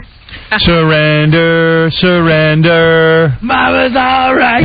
Daddy's all right. They just say my little... There's a vacuum under there. Yeah. Thank you. You can get Ringo for $100,000 for the year. Cool. For the whole year? He plays drums in your basement. Hold on a second. Oh, I got a break? Damn. I got a break. Oh. I was just getting geared up to do some stuff. All right, I'll do it as soon as I get back. Don't forget E! tonight. Leslie Zen, porno star. Smoking Hot Bod. A few lesbian stories. And an unbelievable, like a really cool piece, a reenactment of her pleasuring Savannah in the backseat of a cab. Definitely 5 Tissue Tuesday tonight on E! continuing that tradition, 5 Tissue Tuesday. Every week. That chick was wearing the hottest, sexiest dress when she came in here, this Leslie Zen. You remember? Yo, I remember, yeah. Oh, the legend is back, Leslie Zen. A little black number on, Robin, I remember. Black. A black number. You're out of line saying that's black. Hey, that's not what I said. That's what I say. All right, listen, we're going to take a break. We'll be back right after these words. Some guy wanted to know, he's on the phone, he wants to know if American Idol jumped the shark. I don't think so. Not yet. I was just thinking that to myself. I am sick of hearing Simon saying, raise the bar. Raise the bar. You've got to raise your game. Do you think he jumped the shark? I'm not sure, but I am getting a little sick of him. Jim, did he jump the shark? I think so, ever since they put the family room on. Hey, there you go. Yeah. He's that's got the good. family room scenario. The family room sucks. There's no reason for it. Who wants to see more ugly people? And are they the ugliest group you've ever seen? I mean, last year at least there was a couple of cute chicks. You know what? It almost looks like the bar in Star Wars. Yeah. I'll tell you, you know what it the is? alien bar. Cantina. You know what it is good The for, though? cantina. I'll tell you what I like about that room. Like, sometimes you see a hot chick, and then you see a mother, and you can get a pretty good handle on what's going to happen to her. Boy, that is the truth. There was that one girl, the blonde, that I thought was cute, and then I saw her mother, and I was like, ooh. Yeah, and she did look like her mother. Yeah. Well, there's a TV show. Daughters and their moms come on. And that everybody talks back now. Well, yeah, now it's like they're empowered as a group. I don't like To that. yell at Simon, yeah. For some reason, I don't like that, because Simon's the only guy who actually makes any sense, and he's right. How many fat rock stars do you see? Everyone goes, well, what about Aretha Franklin? I go, when's the last time you saw Aretha Franklin, doing anything commercially? To see her, she's the size of a whale. Well, he doesn't say that to the blacks, though. He only says that to white girls. Yeah, he's a little nervous around the blacks. But I agree with I know you. the feeling. Simon Like definitely other makes the people show. I know. Right here. Say it. Black dudes make me nervous. Well, especially that one guy, and then his brother came out. His brother was even bigger. It was like With the guys who sandwiched Ryan Seacrest. Doesn't help when 50 Cent comes on the show and goes, I don't know, getting shot was kind of fun. Like, I took 9 bullets, and it was funny. No big deal. It was funny. Like, it was funny, you had one in your face. He goes, I don't know, I find it funny. Yeah, they shot me 9 times, but I'm still here. Yeah, I got shot through the mouth, that was funny. Yeah. Way to go, dude. Yeah. Shot in the head, it's funny. Black dudes don't scare me anymore, just terrorists. But I like being around black dudes when there's terrorism. So we got to keep the terrorists around. Hey, did you hear? No.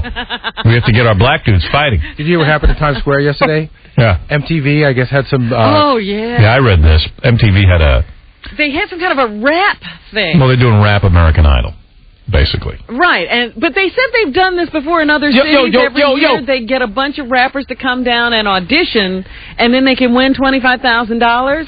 Yeah, so they had a bunch of black guys show up, I assume mostly black men, rap. I'm sure there was a couple of wiggers. But showed up and then started fighting and rioting. Well, Richie from E, the E offices in that area, he told me that on every corner there was about 75 or 100 people just freestyling, rapping on the corner. Oh, my goodness. Yeah, in here. the middle of Times Square at rush hour. Here, I'll read this to you. A melee involving hip-hop fans in New York's Times Square on Monday caused MTV to cancel its week-long MC Battles rapping contest. MTV and police officials said thousands of people had lined up overnight and in the early morning outside MTV studios in Times Square, by the way, which is like MTV insists on having all of their shows take place in Times Square in this glass booth. It totally ties up traffic here in New York at 4 o'clock every it's afternoon. in the middle of the city, so it ties up everything. And in case MTV doesn't tie up traffic, Good Morning America is right across the street. Yeah, because everybody has to interact with the street, which is great, And who are those people who line up there anyway on a regular basis for Good Morning America and the Today Show? Lock them all up. Two police officers were injured. 4 people were arrested for disorderly conduct. Well, there's a big surprise. Let's see. Let's put thousands of young, angry black men in Times Square without, and let's assume there won't be a problem. Well, let's say we're going to give them $25,000 and think not a lot of people are going to show up. Yeah. Because they didn't have enough people there to control the crowd. Maybe MTV is run by Canadians and they just don't know black people. Here they don't we know go about. again. Well, come on. I mean, what goes on at these gangster rap I think there's a lot of violence. I think you almost have to be involved in a violent altercation to be a rap guy. I mean, that's what it's about. It's about. But that's a rap guy. You're saying all black people. Now, I'm a black person. Not all black people. Black rapper gangsters. Not what you just said. Oh, excuse me. So what do you think? I didn't know every word would be monitored. Well, I'm beginning to feel a little attacked over here. Oh, come on. Stop it. I'm not stopping. I do. I feel a little skittish over here today. I'm not Miss Cleo, but I could have predicted that if you have a rap contest in New York's Times Square, there's going to be problems. I just know it. Right? If that sounds racist, then I'm crazy. That's not what you were saying. I don't object to that. That's absolutely true. Oh, okay. Well, that's what I'm trying to say. If it's coming out awkwardly, I apologize to you, but that's not my intention. But nevertheless, I would not organize any rap event in the middle of Times Square, period. I just wouldn't, because I know it's going to be trouble. I'm not crazy. They claim they've done this in other cities before. Don't believe them. And never had a problem. Well, you don't do. I don't know other cities. You don't do that in New York. City. Yeah, Oklahoma. Aspen. Aspen. They were surprised that people came from as far away as Baltimore. Yeah, and that's trouble. I mean, I wish Al Qaeda had tried to cause some trouble in Times Square yesterday, because those bastards would have... Nobody would have noticed. Those bastards in Al Qaeda would have gotten killed. They couldn't cause as much trouble. That's right. Maybe MTV should announce we're going to have a rap contest every day. Then we would have no problems in New York. And beef up security. How about a rap contest in Baghdad? What happened? All right, so the contest ended at 7:30 in the morning. It was over. Like 2 o'clock in the afternoon when you go out for lunch, there's still like every corner within like 10 blocks. There's like posses of like guys just like freestyle rapping, and they're taking up the whole corner. They're all over the street. It's a freestyling nightmare. And so people are walking in the streets because they don't want to walk through like these crowds that are blocking up the corner. So I go into a pizzeria to get lunch, and the owner of the pizzeria is like standing there up against the window going, "Are they leaving? Are they leaving?" Like they must leave. Like, they were ruining business and everything. I cannot sell pizza. I hate the fact that the owner of the pizzeria talks like that. Yeah. That's what's wrong with What happened to Italian pizza owners? Yeah, that's what's wrong with this city. I am trying to make $1 selling pizza. Would you like some ricotta cheese? Dave pizza. You know, Howard, can I tell you something funny? I noticed this a couple of weeks ago. Somebody was recounting the story yesterday, and white guys have figured out a way to be really racist by not using the N-word. Yeah. The phrase is the brothers. Like somebody told me, yeah, I walked by and all the brothers were on the corner. Is that racist? Don't you think so? I think it comes. No, I don't. They were saying there were black people on the corner. I think the racist guys still use the N-word. Yeah. I think racists have no problem with the N-word. I hear it all day and night. That's not true either. No? Yeah, there are a lot of racists who don't use the N-word. They just don't know they're not racist because they don't use it. Well, all I know is I don't think the word brothers is bad. No, when you talk about, there were, all the brothers were on the corner. Well, it depends what they're saying it like. If they're saying like, hey, all the brothers are on the corner and they're a bunch of, whatever. Or if they're saying, yeah, the black guy. Oh, you're way out of line already. If you say, what up, brother, you're in trouble, too. You're out of line. Suppose they said the brother wouldn't get me a chaise lounge. Yeah, what's wrong with that? Yeah, there you go. Black guy wouldn't give me a chaise lounge.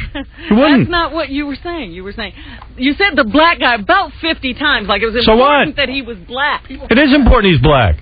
To you, because what? He's not supposed to speak to you like that. No, it was a racial issue where I was the big white guy coming in from the United States wanting his chaise lounge, and I know it's a racial thing. Okay. That's my opinion.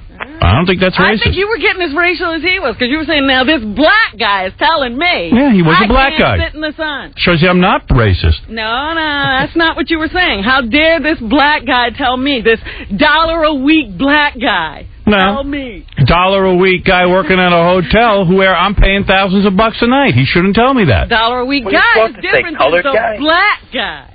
Well, I don't know. Maybe you're right. I don't know.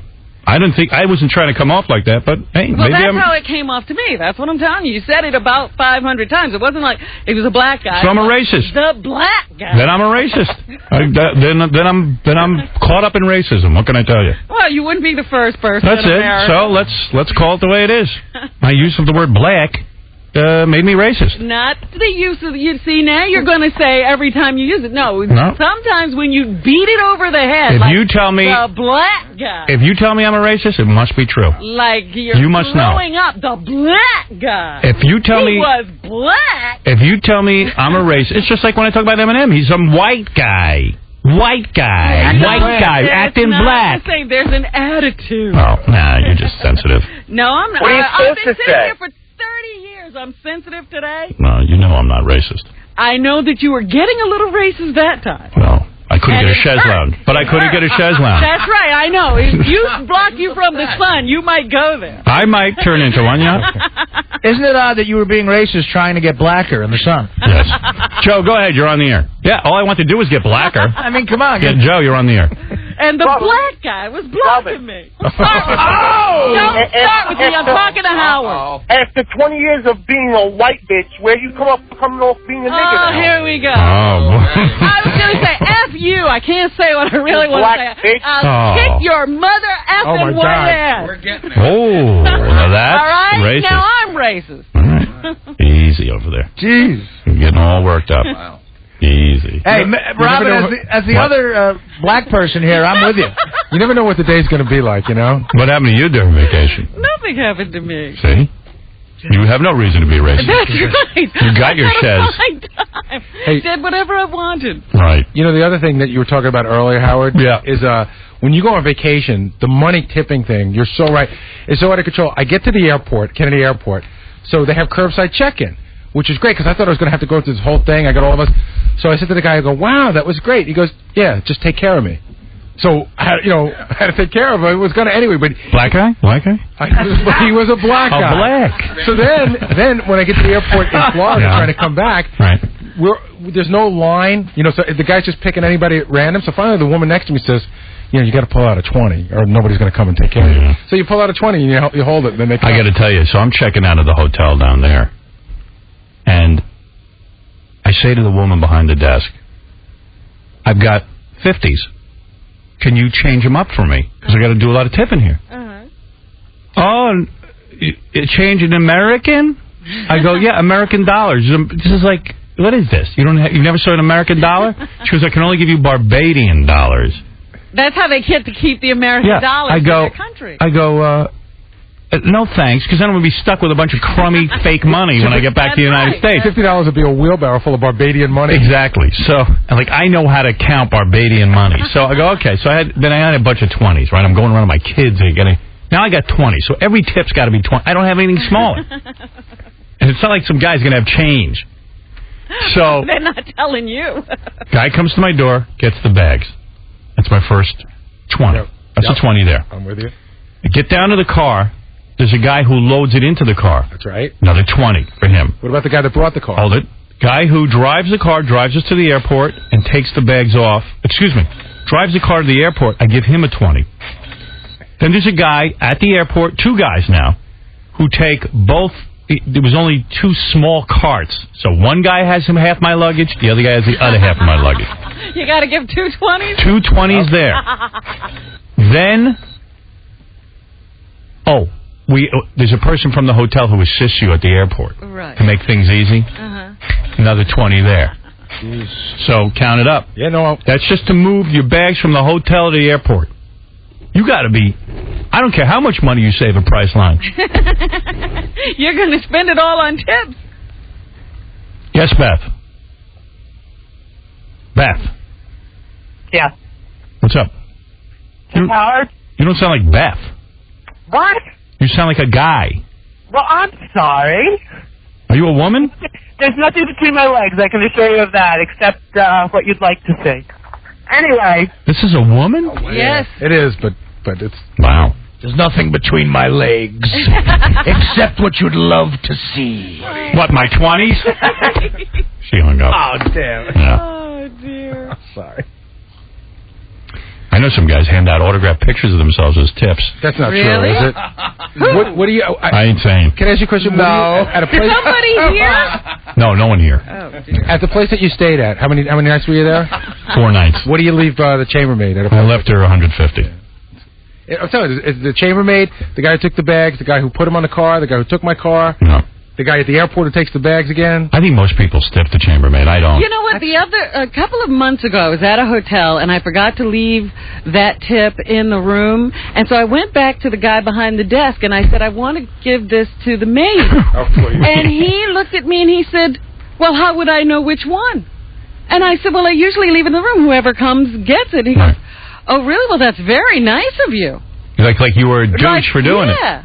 And then you left it with him? Yeah. Yeah, well, it got to her. I'm sure, but I was just like... Hey, you cleared your conscience. That was odd that he didn't even think that was necessary. I think that's the crummiest job at a hotel. I try to leave it if I do something particularly disgusting. Then I'll leave like a 5 or something. No. A 5? Oh, thanks, Artie. Yeah. If he makes in his pants and it gets on the floor. Yeah, he wets the bed. Yeah. He's a 5er. If I leave some... Yes, Jerry, you're on the air. Hey, Howard, what's up? Hey, brother. Listen, I just want to tell that black bitch Howard. Come on, I don't like what you got to say. I'm sorry about that. Meet me later. Meet her later outside, please. Yeah, tell me to my face. Right. He'll take care of him. I'm going to run. Wait. Why do you assume he was talking to you? He's probably talking to Artie. Yes, right. Well, Artie's no bitch. Oh, yes, he is. If you remember from the roast, Robin, I was both an N-word and a bitch. Were you? Yeah. By the way, the front page of the newspaper, Saddam Hussein wants to debate. I have to also read this alligator story. But Saddam Hussein wants to debate debate President Bush. The Bush man, yeah. On TV. Like, what's that going to do? I don't know. Nothing. He wants to conduct a dialogue with our president. That would be like Fred Goldman debating O.J. It's like, he's the enemy. Why would you debate him? Aren't you afraid, though, that Saddam Hussein is a better debater than Bush? Well, that's the thing. Well, that's one thing. How dumb do you think he thinks Bush is? But why wouldn't Bush accept and just shoot? If Bush had any balls, instead of having us to go to war since so many people are against it and so many people are... Get out of the debate, pull out your pistol, and shoot the prick in the head. All we want to do is get rid of Saddam That's Hussein. what I'm saying. It should be just like what Michael did in The Godfather. Right. You hide the gun behind the bathroom. Yeah. Shoot him. Go out and kill him. Let's end this debate. What I want. Yeah, we'll meet at a neutral place. Debate over. I'm going to speak Iraqi to Saddam. Go ahead. Televised debate.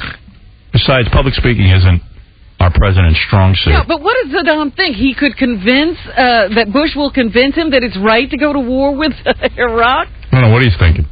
All I know is our president's sort of like a Joe Millionaire type of president. Debater, anyway. He comes off dopey on TV, because we interviewed him. We talked to him off the air, and he seemed pretty, not intelligent, but normal. Right. But on TV, he somehow just seems dumb. Mr. Bush, what's 13 times 12? 25, damn it. Correct. And I'm standing by it. Yeah. And I'll kick your ass. Bush has those vacant eyes, like Joe Millionaire. It's like he's looking around and he doesn't recognize anyone or anything. And doesn't know where he is. Yeah. Here, wait. Here's a dude. Hey, Mike. Hey, Howard. You're a waiter, right? Yeah, exactly. All right, go ahead. I was at a restaurant. Rosie came in with a big party, rang up a huge bill. Rosie O'Donnell. Yeah. Go And for ahead. a tip, she left one of these, blue baseball cap hats with her name on it. As the tip. That was it. There you go. I thought there might be money underneath the cap. Nothing. Oh, my God. See, I'm telling you, some celebrities will leave an autographed picture. You know what? You know who used to be really bad that way? Our own old friend Jackie. Jackie used to tip everybody with a CD and a mug and a sweatshirt. Yeah, that's nice. You know what she left the waitress? What? She bent down under the table and gave her oral. Right. Well, that's nice. I mean, come on. Right, maybe the Rosie story isn't true, but the Jackie one is. He did, right? He left the CD in a mug. Well, he wouldn't do it at a restaurant. Pubes, too. If you came to his house and you did any kind of work at the house, you always left with that package. Oh, every guest here left with that package. Joke machine. Yeah, right. We had a few of those packages. Yeah. The package. Jokes. Did you ever listen to any of it or use any of it? Never. Me neither. I don't know if you know how big his empire had expanded towards the end. Do you know that he had a set of cassettes that were jokes just for children? Yeah. He had the joke nose. Don't you get a feeling those are all sitting in a basement joke somewhere? box. He had all kinds of joke things. The T-shirts, the joke cards. The joke cards are free with your order. Oh, great. Throw a few of those in. Hi, James. You're on the air. Hey, Howard. Yeah. When you was on vacation, how you know the guys in Barbados only make $1 a day? I don't know what they make. And then, hey, Robin, don't worry about what the guys are calling you, because, see, they'll call you nigger and this and that, but they won't be seen with you, but they'll want to be with you in the dark. You understand what I'm saying, baby? No. Nobody understands what you're saying, James. Not at all. Don't help me out. James. Wait, there's someone on the phone who understands what you're saying. Hold on a second. Ma'am, you understand him? Yes. See, Pam understands. You understand? Yes. What did he just say? He said that he's a totally cool rapper. Oh. Oh, okay. Now it makes sense. Thank you. I'm like 50 Cent. Right.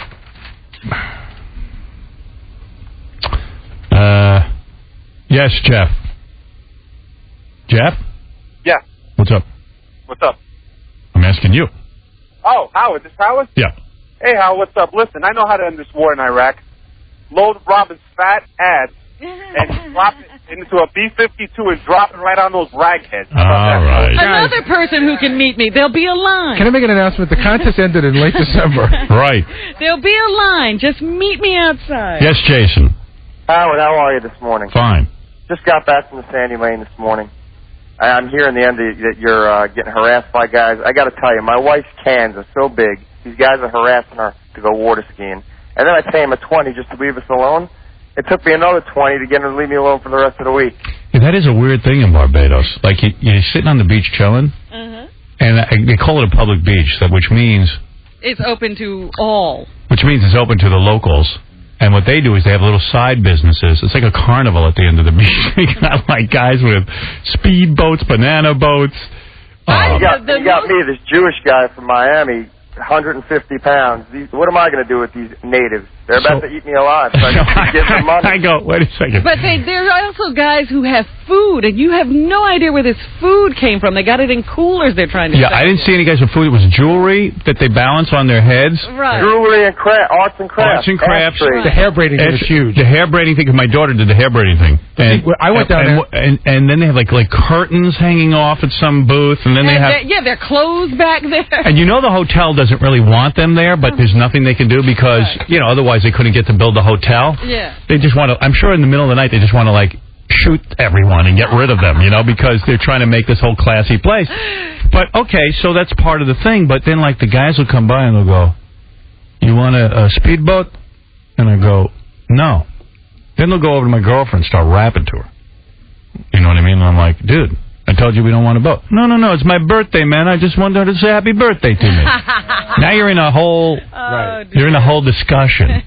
You know what I mean? You better get the speedboat just to make him leave it's a borderline altercation. Yeah. And then you start staring him, and he's staring at you. It's a whole thing going on. And then if you say leave, he'll go racist. Well, I don't know about that, but... No, but you know what it's I ain't like? saying leave. It's like the homeless here who walk up to you on the street and ask you for money and won't leave you alone until they get it. So then every time I go down to the water, they run up to my girlfriend, or they'll run up to me. I'm the guy yesterday. If you want to use the banana boat...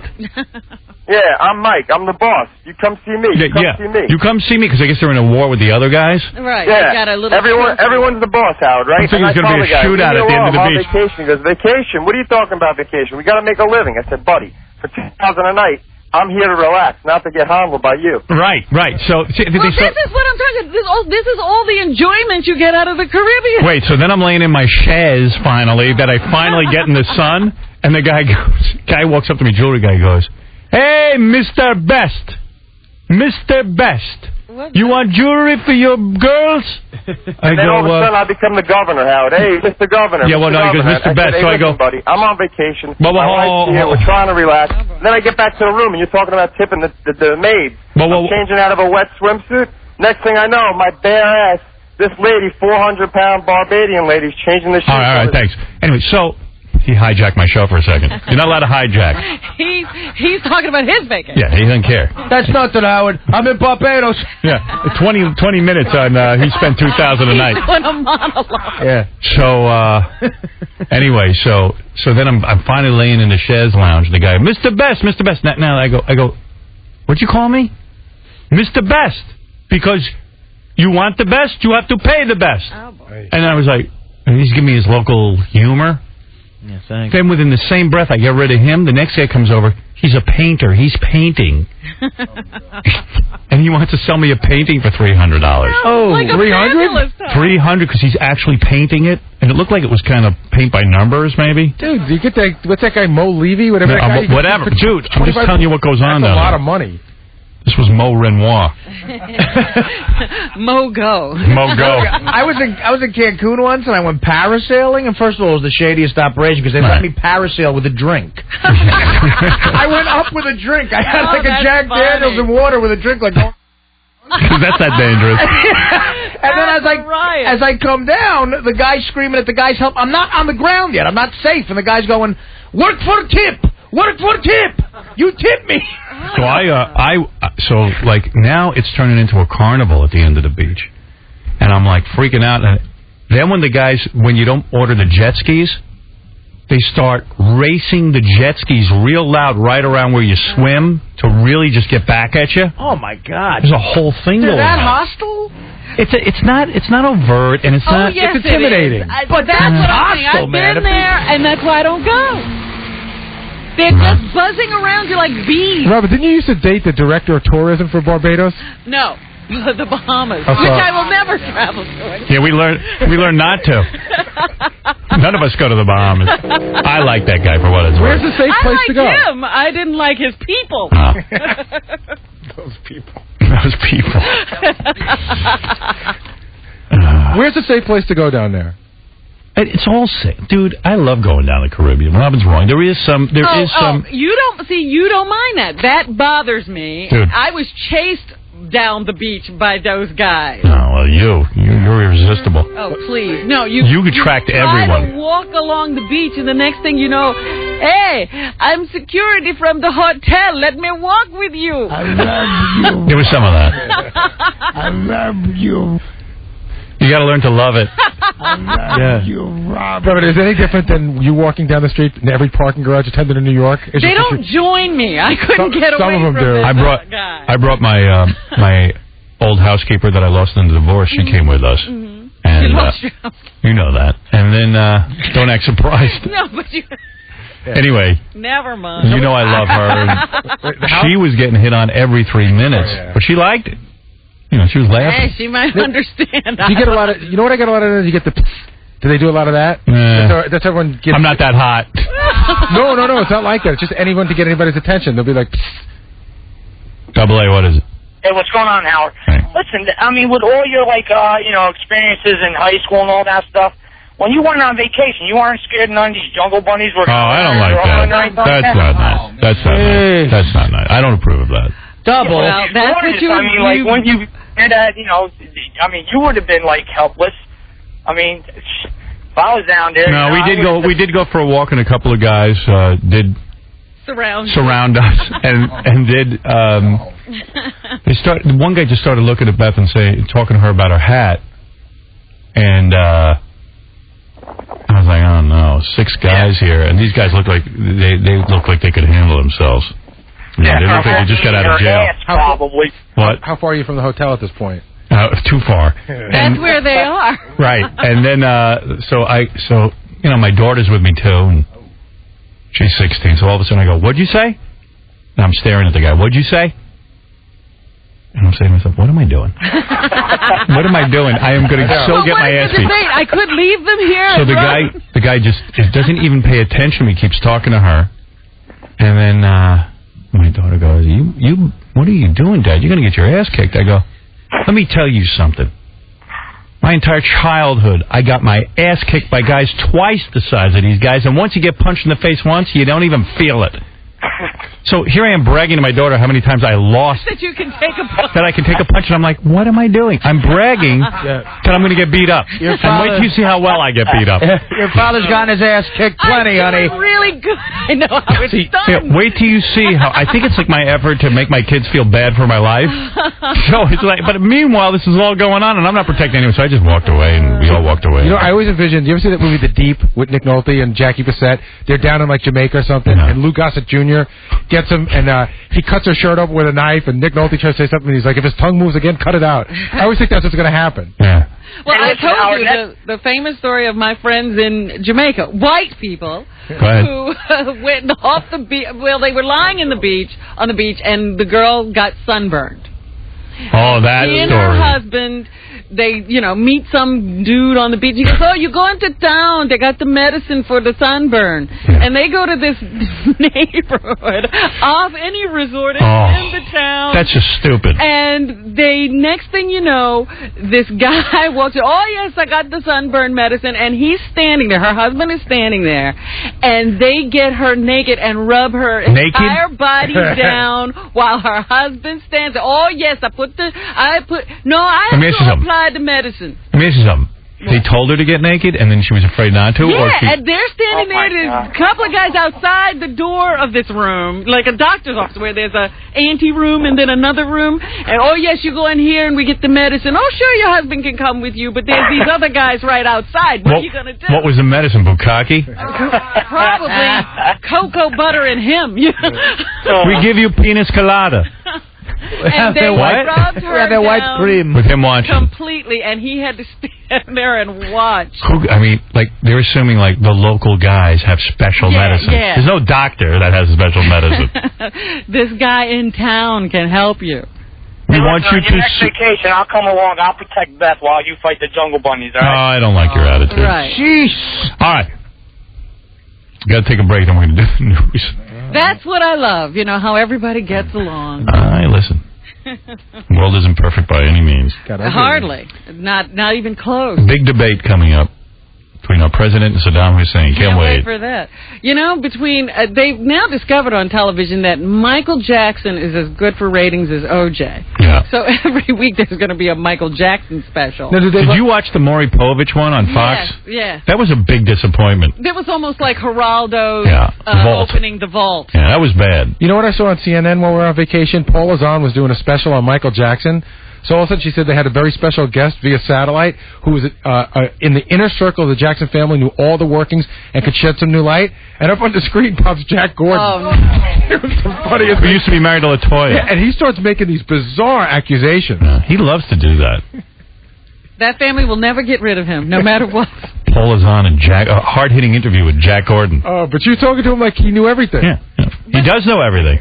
That was at least 3 Michael Jackson shows last week. Dateline, and then the Michael Jackson, his own tapes, his own story. Now, how was that? I didn't see that. My 10-year-old loves all of them. Yeah. She's like, we got to stay up. It's more Michael Jackson. How was his own story? Was it? It was. You know what it was? It was outtakes where Martin Bashir goes, you know what? I think you're great with your kids. You do a wonderful job. Then he'll go, all right, now tell us about, it was a setup. It was a setup. Right. He buttered his ass a little bit and then got him to admit all kinds of dumb stuff. And it didn't show Michael Jackson's side of things. There's no side. Yeah, Michael Jackson didn't get any more normal. Yeah, from his own video. Yeah. It was more damaging. No matter what Martin Bashir said to him, there's no way to explain how he fed that baby with a cloth over the head and was shaking his leg. I just want to know what they pay Maury Povich to host that thing and to sort of be a lackey for Michael Jackson. Well, he was sort of... I saw him interviewed before he actually did it, and he was sort of laughing and saying, I'm the guy who... I get to stand in front of Neverland, but they never really let me in. Yeah. Well, so he doesn't know anything. He's just introducing clips that they tell him, and they tell him what to say, and he's okay with that. The one I can't stand is Barbara Walters, who is such a pompous ass. She's, this guy Bashir came out with a good special. She somehow has to get herself involved. So she stands there and explains to us what's going on in the special like we can't figure it out. Yeah, we don't speak English. In this next interview, Martin Bashir speaks to Michael Jackson about the veil he keeps over his children's face. It's like, you bitch! I can't figure that out. You didn't have anything to do with this. It's become even more bizarre. Bizarre. What, you mean like your 20 facelifts? You cow. Yeah, you know what her big line was? Now it goes. Is her face any less bizarre than Michael Jackson's? No. With the eyes that whenever she like they cross. Her opening line in every segment was to list the emotions. Now it goes from bizarre to sad. Now it goes from sad to really bizarre. Yeah. Then it goes from bizarre to a little bit angry. Then from a little bit angry to a little bit weird. It's a little bit funny. Now it's feeling inside. Now, funny turns into trepidatious in this clip. But did you see the interview with Debbie Rowe? Yeah, that was part of the Maury Povich one. Yeah. That is what did she an say? Interesting woman. She's the mom. Right, I got it. And she's like, you know what? I don't want to I don't want to be a parent to my kids. I gave my kids to Michael, but I'm still their mother. So it's a transaction. Yeah, I'm still involved, she goes. But I don't want to be involved. She's in control because she told Michael she's the one who requested that the children's faces always be covered. How many days a month? Of course, Maury doesn't go into how much money she's received from Michael Jackson. And how she lives. How many days a month does she have the kids? Never. None. 0. Oh, so she's not the mother. No. She's the mother. She says, I'm not the mother, and then in the same breath goes, I am the mother. So she sold her kid to Michael Jackson. She doesn't see it that way. They've been friends. She had them for Michael Jackson. And then got some money. As a gift. Yeah, but it wasn't for the pay. It's just, you should have seen the look on his face. It was worth it. She sold her kid to Michael Jackson. Witch face. Let's make it simple. She is a witch face. All right, listen, we got to take a break, Rob. When we come back, we'll do the news. There's still a couple of people on the phones who want to speak to us. If you can hang in there, fine. We'll get to you next tonight on E! Porn star Leslie Zen. The legend returns. Sharon and Jack Osbourne tomorrow. Fred Durst, Tom Arnold. John from Jump the Shark with his sweeps review later this week. We can ask him if American Idol has jumped the shark. Stumped the buoy. Can't wait for that. Tabitha Stevens, Dial-A-Date. And coming soon, Lisa Marie Presley, Elvis's daughter. Married to Michael Jackson, Nicolas Cage. The legend returns.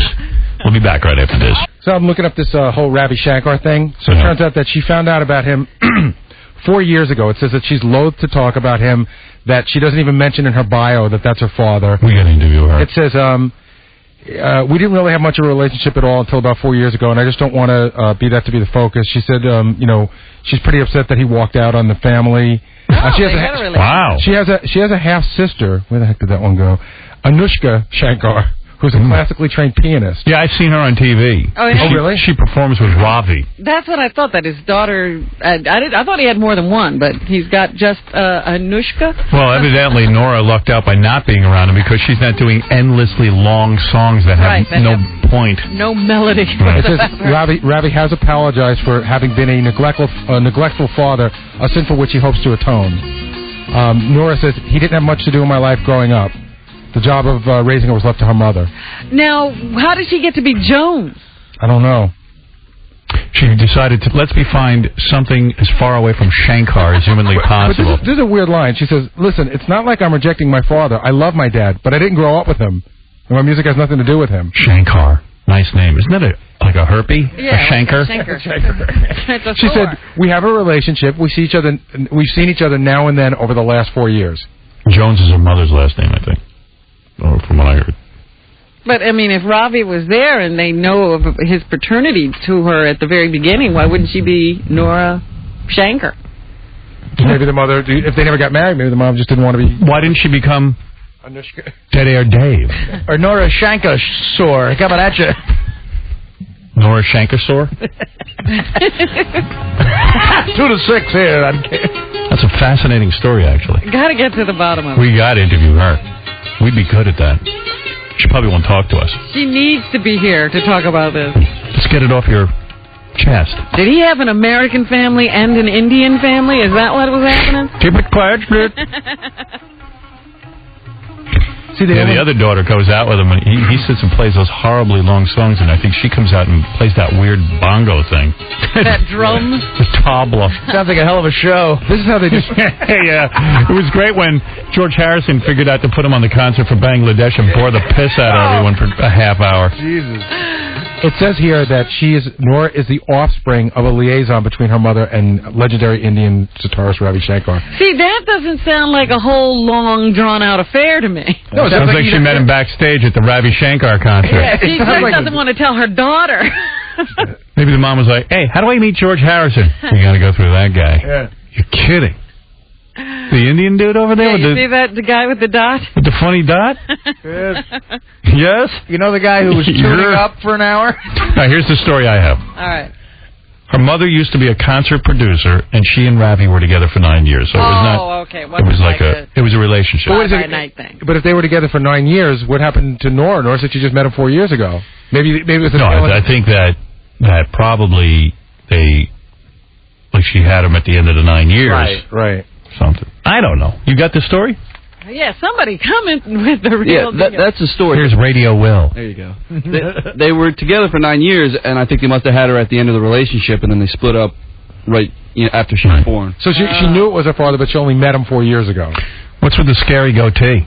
I don't know. That's the best I can do. It's my best effort. Dude, lose it. It's got to go. The mustache is not... I mean, you look like a 12-year-old trying to grow a mustache.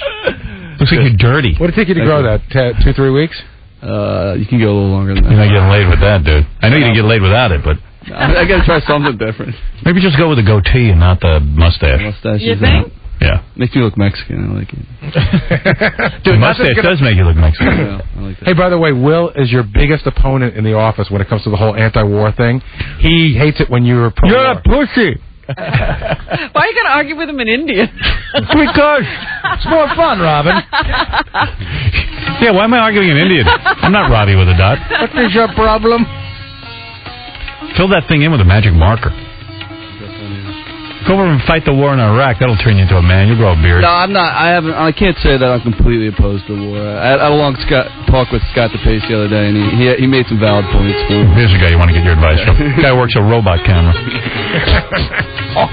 Yeah, but on his own, he came up with this anti-war stance.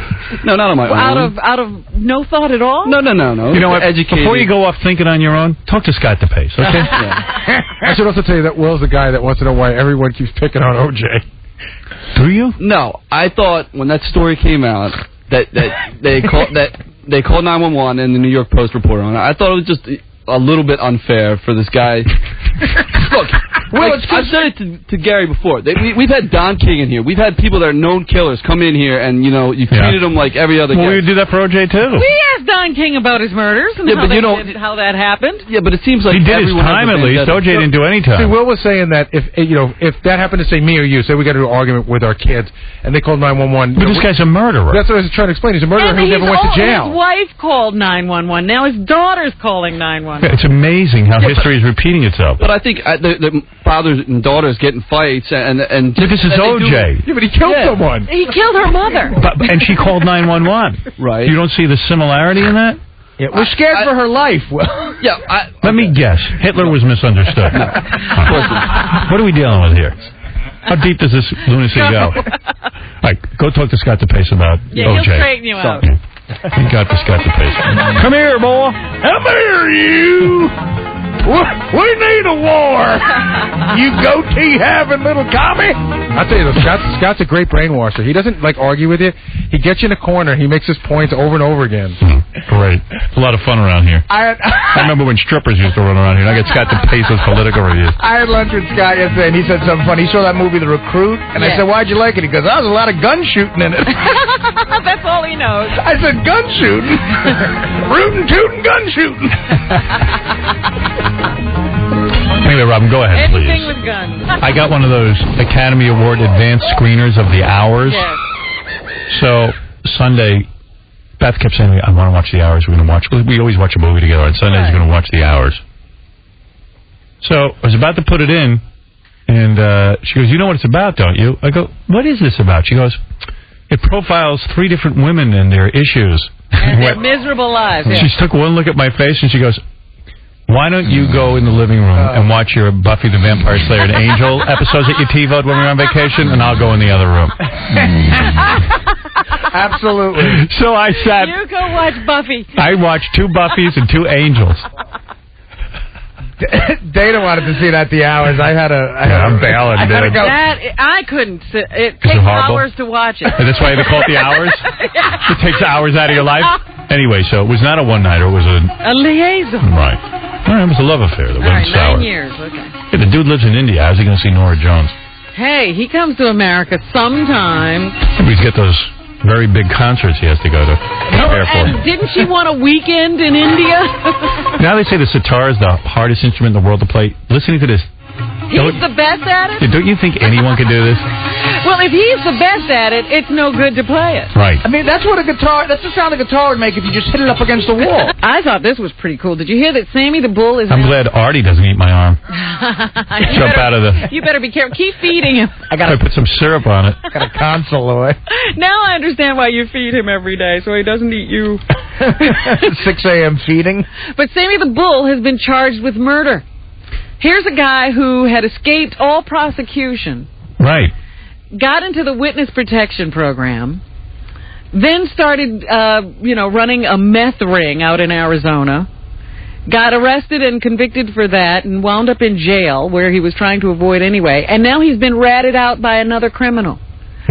This guy, the Iceman, who was a hit guy who they continually interview for HBO's Undercover. He's great. He is. He's fascinating. Yeah. You got to watch those interviews. I mean, I don't mean he's great like a good guy. I mean, he's great like a great interview. He is incredible to watch. Every time they put that guy on, I'll watch it. Absolutely. And so Can't get enough of it. 2 years ago, he did an interview on HBO where he admitted to doing a hit on a police officer. And he confessed to, the murder. They found the body, and now they decided that Sammy the Bull was the guy who gave the order for the hit and paid for it. So he's going to be charged and tried for that crime. So Sammy the Bull, finally they got him. Doesn't seem right. I mean, the guy killed a bunch of people. Yeah, he was admitting to all kinds of murders, but he had immunity at that time. That's a whole trip, those small clubs and the bands that don't have, hits anymore. They all go play them. But, a lot of these bands have a little enough following that these clubs, can stay open and keep going, and they can make some kind of a living by touring constantly, but going to these really small clubs. The fun part is watching them try to get paid at the end of the night. How much did you take in at the bar? They're arguing about the bar. But we have a contract that says we get $2,500 for the night. Not giving it to you. What are you going to do? Sue us? Man, I saw you selling drinks. You got money. I'm sure Great White has an attorney just to collect money from that night. Well, I don't think they're going to get paid for that night. Let's hope not. Michael Jackson is taking that British TV company to court that did the Michael Bashir interview. Yeah. He's now decided that they used footage of his children that they didn't have permission to shoot, and he's going to sue them. Make it go away, Michael. Just go away. He doesn't understand that concept. He's got to win. He's going to win. He was wrong. The world revolves around him. But I am amazed at the number of people I have seen defending him, aren't you? Yeah. Oh, yeah. Show those people to me. They don't dare show themselves. Justin Timberlake was in England the other day, and he said, don't have that Michael Bashir person come around me. What, did he sleep in his bed as a little child or something? What is that? I couldn't believe, but I've seen, a few of these defenses of Michael, and Michael has even said in his little special there, a lot of people called and wrote, and yeah. I understand. Yeah. So he does have his faction of supporters.